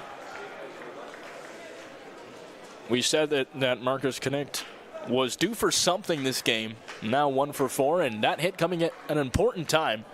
Only 1 out. Have a very, very opportune chance here, Dylan, to get back on the scoreboard. Swing and a miss by Salazzo there. It is 1-2. Salazzo, tons of pop with 1 swing of the bat, could make it a 2-run game. Henry ready on the rubber. Here's the pitch. Off the plate outside, 2-2. You got to really calm down here if you're Jonathan Henry. Potential for bases loaded if he doesn't play this right. Salazzo 1 for 3 on the day. Not making things easy on Henry and the Majors. Here's the pitch, breaking ball. Salazzo in the air, hit pretty well to left field. Slicing towards the line. Verhoeven tracks it down. Great play by the Majors left fielder to haul that one in for the second out of the top of the 8th inning. Verhoeven must have taken 20 or 25 steps on that one to get across to it. Made a fantastic play in the end. That was not a routine play whatsoever. Made quite a run across. The ball was going to drop fair, I think, right down that left field line, down the 330 line. Made its way back quite a ways. And in the end, a fantastic play from the replacement left fielder. So that'll bring up Ryan Dos Santos. Dos Santos 1 for 3 on the day. Has runners at first and second. Here's the pitch. In there for a strike. It's 0-1. Jonathan Henry still in a predicament now.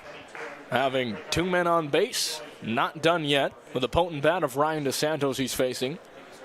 And this would be a good chance for Dos Santos to come back after having first couple at bats and really make an impact for the Maple Leafs.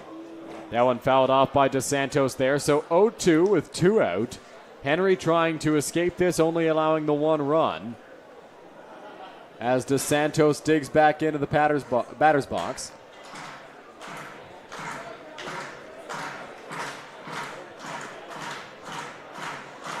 Henry trying to end the top of the 8th. Here's the pitch. In the air, center field. Champ Garner giving chase. He's got it, and the side is retired. So the Maple Leafs get 1 back, but they still trail by 5. We're through 7.5 at Labatt Park. Majors up 7-2. Well, that was certainly a dangerous offensive outing. If you were London there, you had your hands full from what the Maple Leafs were continuously smacking out towards you.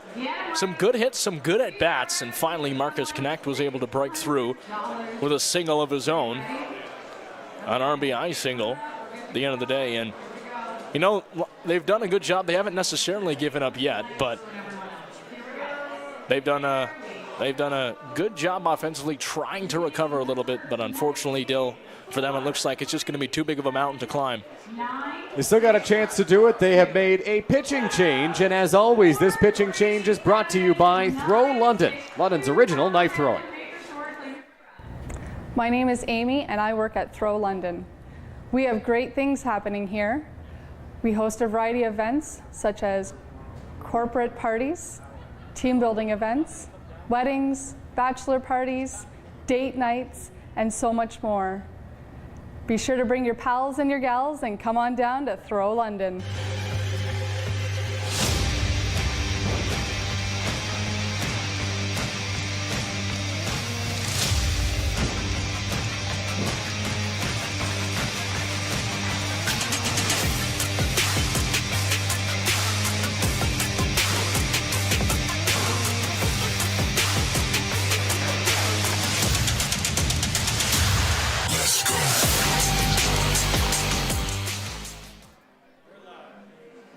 New arm for the Toronto Maple Leafs. It's the experienced lefty and the third Mara brother into this ball game. Adam Mara takes over on the mound.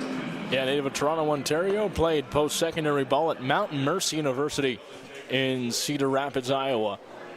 Definitely has quite a bit of experience. He did get one inning pitch in last night's outing. Also had a fairly similar stat line to that of Jonathan Henry's in his last outing as well. No hits, no earned runs, no walks, and one strikeout, I should say. So definitely a capable hand, but unfortunately probably not too much that he can do in this one. Victor Plaz steps into the batter's box and takes a called strike. It's 0-1. 1 for 2 on the day is Plaz after his big day on Sunday in Barrie. That one misses. It's 1-1. Plaz a single to right, a line out to center, and a walk in his 3 plate appearances up to this point. Breaking ball, Plaz had to wait back on it and just fouls it straight back towards the screen.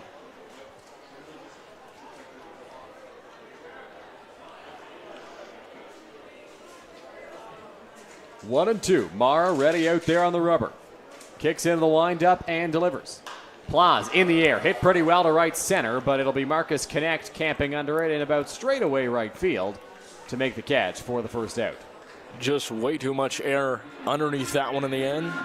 Gave Knecht a lot of time to come over, and what ended up being a very routine catch at the end of the day.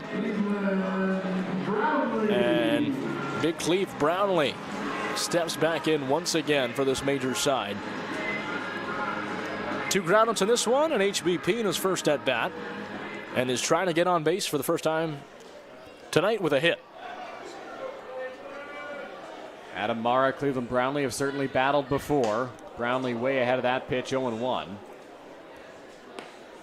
This may be an at-bat that Brownlee can use to get back on track here.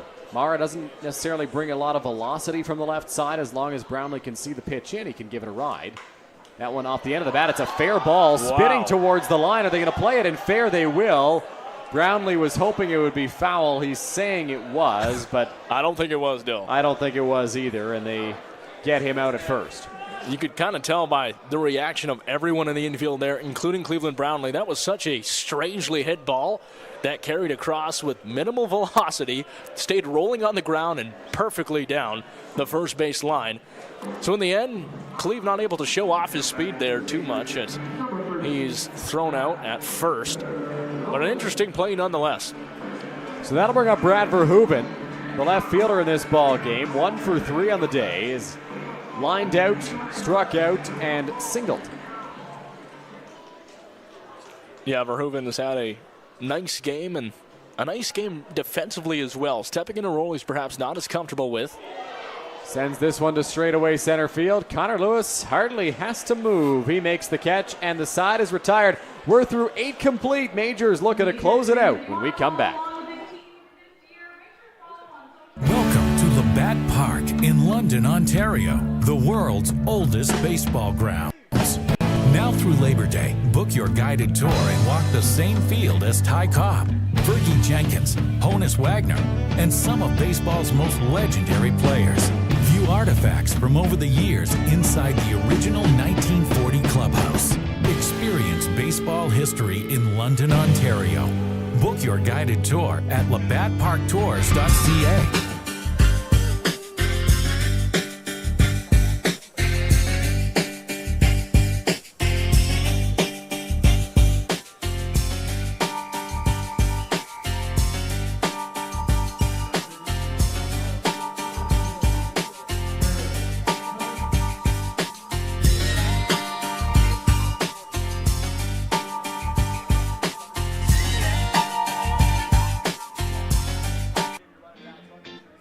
Get suited up with us for our big night.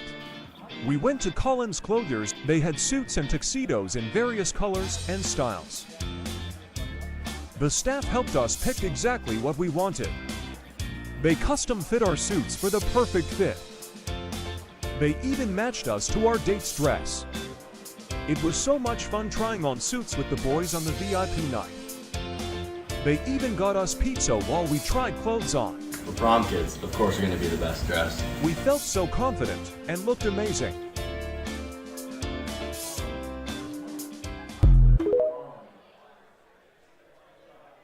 New arm out there on the mound for the London Majors looking to close this one out. Ty, it is Jared Lund. Yeah, Jared Lund, native of London, Ontario. Played college ball in Salem, West Virginia. In the previous game, he got some time against the Baycats in the big win. 2 innings pitched, had a hit against him, but 3 earned runs, including 2 walks. He's appeared in 2 games thus far, the record of 1-0. Lund, of course, in his unique delivery where he gets very, very low to the ground as he drives off the rubber. That one is inside, and it's 3-0. Not necessarily the start you want here if you're Jared Lund. Calm down a bit, throw some strikes, and close this one out for your Majors. Facing a pinch hitter here for the Toronto Maple Leafs. We did not catch that on the way in. Yeah, it's going to be number 20, Lachlan Mode, a catcher listed on the Maple Leafs lineup. Here's the pitch, line straight back at the screen. You're really going to need a miracle here if you're the Maple Leafs to try to come back. Down 5, and you've been dominated all game from the Majors pitching and defense. It's been a stellar performance for the Majors arms. Here's the 3-2. Inside, ball 4. So Lachlan Mode works a leadoff walk, and the Leafs have a base runner. Similar to Jonathan Henry, struggled a little bit coming out early here. So Jared Lund, once again, has to just calm things down. Be nice if you got a double play here from Ty Mosher over to Cardoso. The Majors defense potentially will be called to help him to get him out of a pickle and close it out for London. Lund ready on the rubber. Here's the pitch. In there for a strike. It's 0-1 to Jose Vinicio. Vinicio trying to make an impact here in a big spot. The Leafs would just take base runners and try to get it back to the top of the order if they can. 0-1 the count. Here's the pitch from Lund. Breaking ball. Vinicio waves at that one and misses it. It is 0-2 here.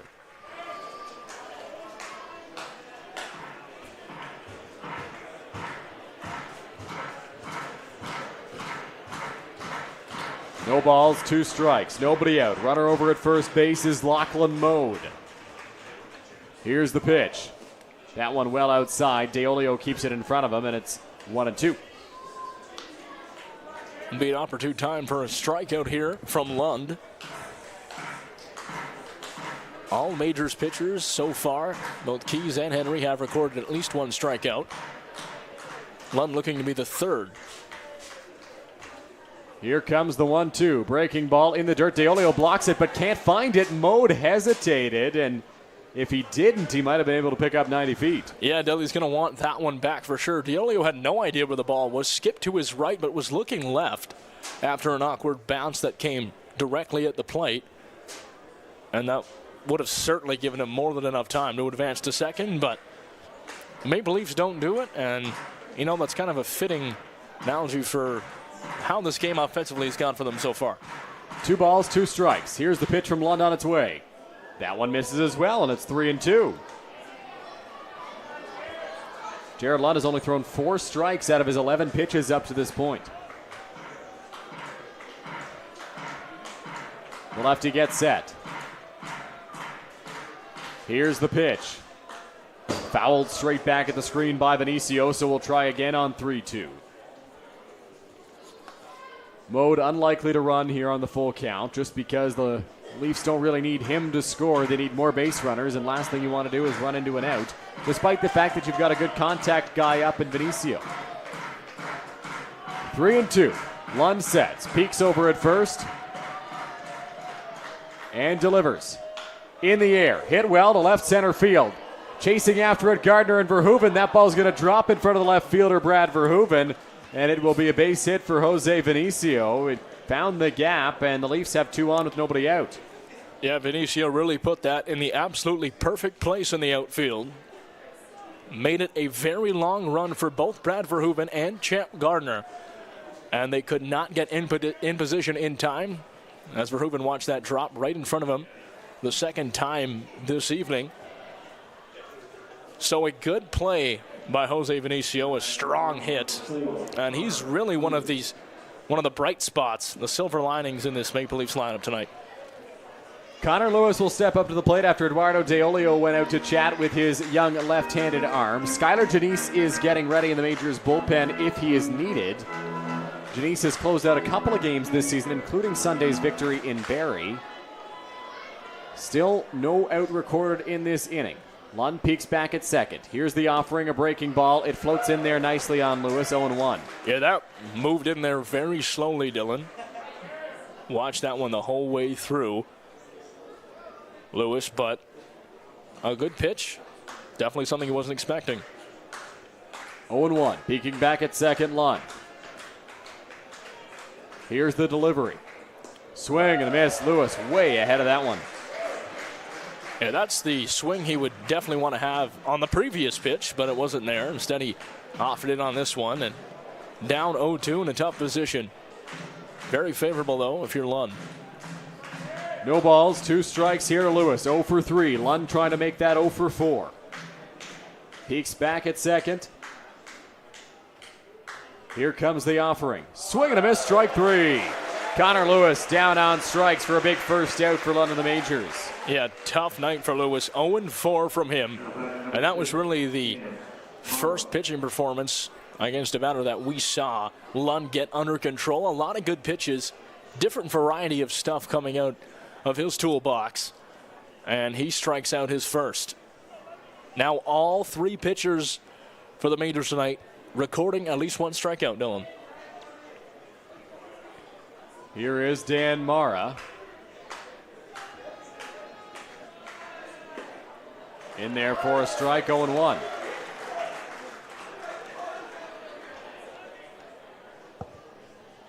Janice has slowed down in tempo in the Majors bullpen after Lund recorded that first out.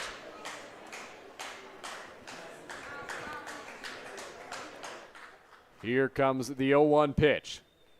Checked his swing. Did he go around? No, says the first base umpire, Chris Wilhelm. 1 ball, 1 strike here.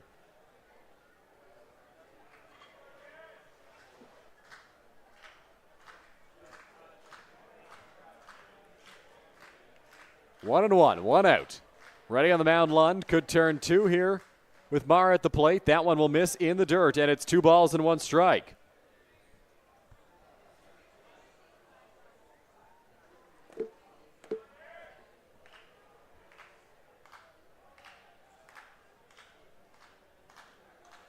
Two balls, 1 strike, 1 out. Lund peeks back and delivers. In there for a strike, it's 2-2.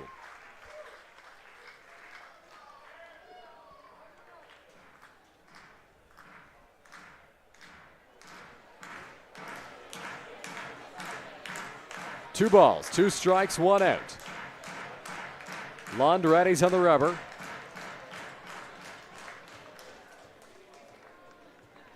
Kicks and deals with the 2-2. In the air, shallow center. Going to be a tough play, and it'll drop in front of Champ Garner. Getting the stop sign at third is Lachlan Mode, and the Maple Leafs have the bases loaded as the top of the order comes up, and Jordan Castaldo will saunter into the batter's box. Tough break there for Lund. Weak contact once again. It finds the grass in center field, and now the bases are loaded for Castaldo. One of the all-time greats in the IBL, a guy who's got lots of power.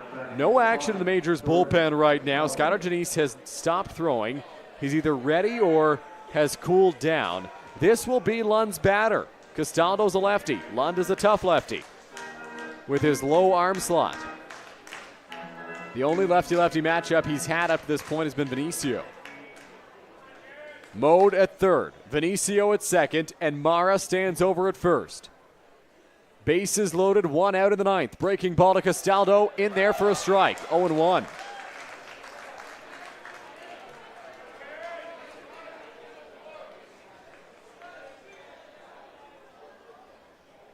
One out. Castaldo, a double play candidate. Majors infield defense is back with the exception of Cardoso at first. That breaking ball finds the corner, and Castaldo is behind 0-2. On deck, the big bat of Justin Mara. You're not out of the woods with this Leafs lineup anywhere. Lund ahead of the big left-handed bat right now, 0-2. Castaldo looks out. He's ready in the batter's box as Lund sets out there on the rubber. Pivotal pitch coming up. Breaking ball lined. It's down the line, a fair ball. In to score is Lachlan Mode. Around third, here comes Jose Vinicio. And getting the stop sign at third base is Dan Mara. The throw to second is not in time. And so it's a two-run double for Jordan Castaldo. And the Toronto Maple Leafs all of a sudden are within three. It's a 7-4 ball game.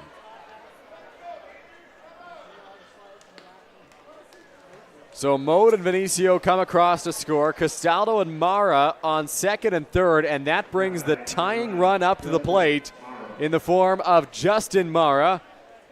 The heavy-hitting catcher, Majors manager Roop Chanadat, will quickly trot out to the mound here to speak with his arm. We'll see if it is a calm down, you got this, or if it's Skylar Janice's ball coming into this ball game.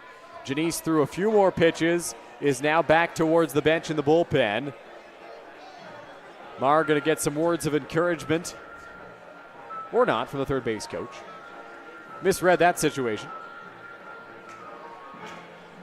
Roop Chanadat talking things over with his infield defense. Second and third, one out. Tying run is at the plate in the form of Justin Mara.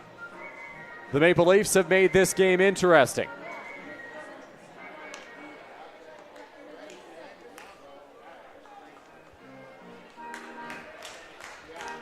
So Dan Mara now being lifted as he's got a bit of a limp leaving the field.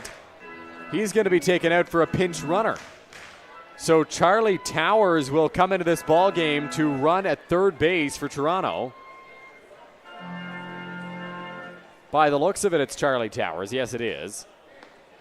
So Towers takes over at third. Mara at the plate. Castaldo at second. Justin Mara has been no stranger to delivering some big hits to the Majors in the past. Lund ready on the rubber. Here's the first pitch. Misses, ball one. Get through Justin Mara. Your reward is Marcus Connect, the former Blue Jays prospect, on deck.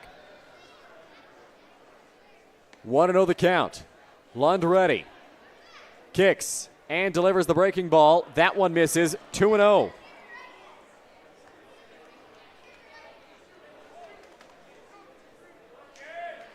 Two balls, no strikes, the count. Jared Lund trying to put this one away.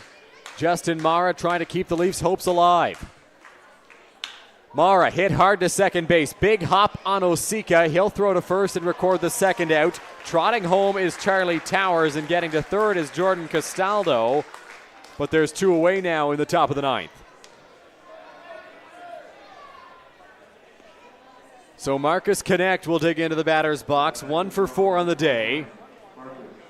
Drove home a run on a single in his last trip that was scorched past the third baseman Victor Plaz. He represents the tying run just as Justin Mara did.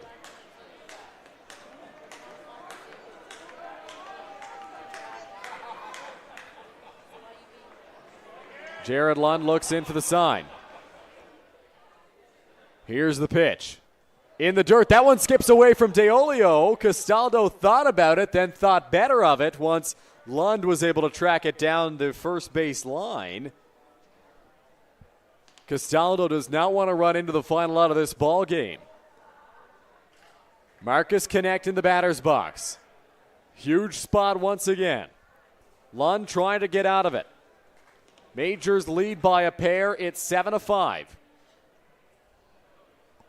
Some unexpected drama on this Friday night. As Lund looks in for the sign from Eduardo DeOlio. The lefty facing the righty here, Connect. Pitch on its way. Connect fights that one off. Right field, chasing after it. Joseph in the gap. Going to be a tough play. And he tracks it down. The ball game is over. It got dicey near the end. Nerve-wracking victory for the London Majors. Jared Lund puts this one away in the 9th inning. Marcus Connect flies out to deep right center field. And the Majors emerge victorious. It is back-to-back wins for the boys in the pinstripes after a big victory on Sunday in Barrie. They win this one by a score of 7-5. The offense was going early off of Jesse Hodges, then didn't score until the 6th inning. The Maple Leafs with a late press off of the Majors bullpen, 1 off of Jonathan Henry, and then 3 off of Jared Lund. But it was too little, too late, as Toronto will fall by a score of 7-5 in this contest. Another great game for the Majors pitching staff, which continues to perform well. In particular, Travis Keys. The offense looked good once again today. Some good signs from guys who have seen little playing time to start the year, such as Tristan Osika, who drove home a pair of runs here today. A really, really good performance all around for the London Majors. We'll have our Nuthers Player of the Game interview coming up here shortly on Majors TV. Ty White will be doing that from field level. But the Majors emerge victorious by a score of 7-5 here today. And they can continue to be happy with the performance in the early going this season, up to 8-3 on the year to this point. So London improves the record and continues to climb the standings as we are just getting set up here for our interview for the player of the game with Ty White. We're getting ready here momentarily as we try to get all sorted out and established. Bit of a different look. Justin Koehler not with us here tonight on our Majors TV crew, so Ty had to travel down to field level to perform this interview. Trying to locate the camera here as we get you set. Keys 7 innings as we'll send it down to Ty White now. Majors broadcaster Ty White here fieldside at Labatt Memorial Park with your MVP for the second time, Travis Keys. Travis, how'd you feel out there tonight? I felt good. Everything was working well, and yeah, it went good. I want to talk to you. Obviously, you had a bunch of changes defensively on your lineup, including Brad Verhoeven in left field. How do you think that your defenders played with you tonight? Felt great. Made the plays they needed to make and made some I didn't think they'd make, so great job. We filled in where we needed to. And finally, on a beautiful Friday night, it turned out to be here in downtown London. How would you describe this crowd tonight supporting your Majors on for the win? Electric. It's always fun here. It's always fun with a full crowd. MVP of the game, Travis Keys. Back to you in the booth to close things out, Dylan. Thank you. Thank you very much, Ty. That was our Nuthers Player of the Game, Travis Keys. Second time, as Ty mentioned this season, that Travis Keys has been named our Player of the Game. The Majors are back in action on Sunday afternoon, Father's Day. Pack the Park, presented by Foxwood Homes. If you haven't secured your tickets yet, you might be too late, but in the event that you're not, go onto the Majors store online. Grab them now because they are going quickly. For Director Cal Johnstone, producer Keegan MacArthur, Ty White up here in the booth and at field level pulling double duty, and the rest of our Majors TV crew, my name is Dylan Baker. Thank you very much for tuning in tonight, and have a great rest of your evening.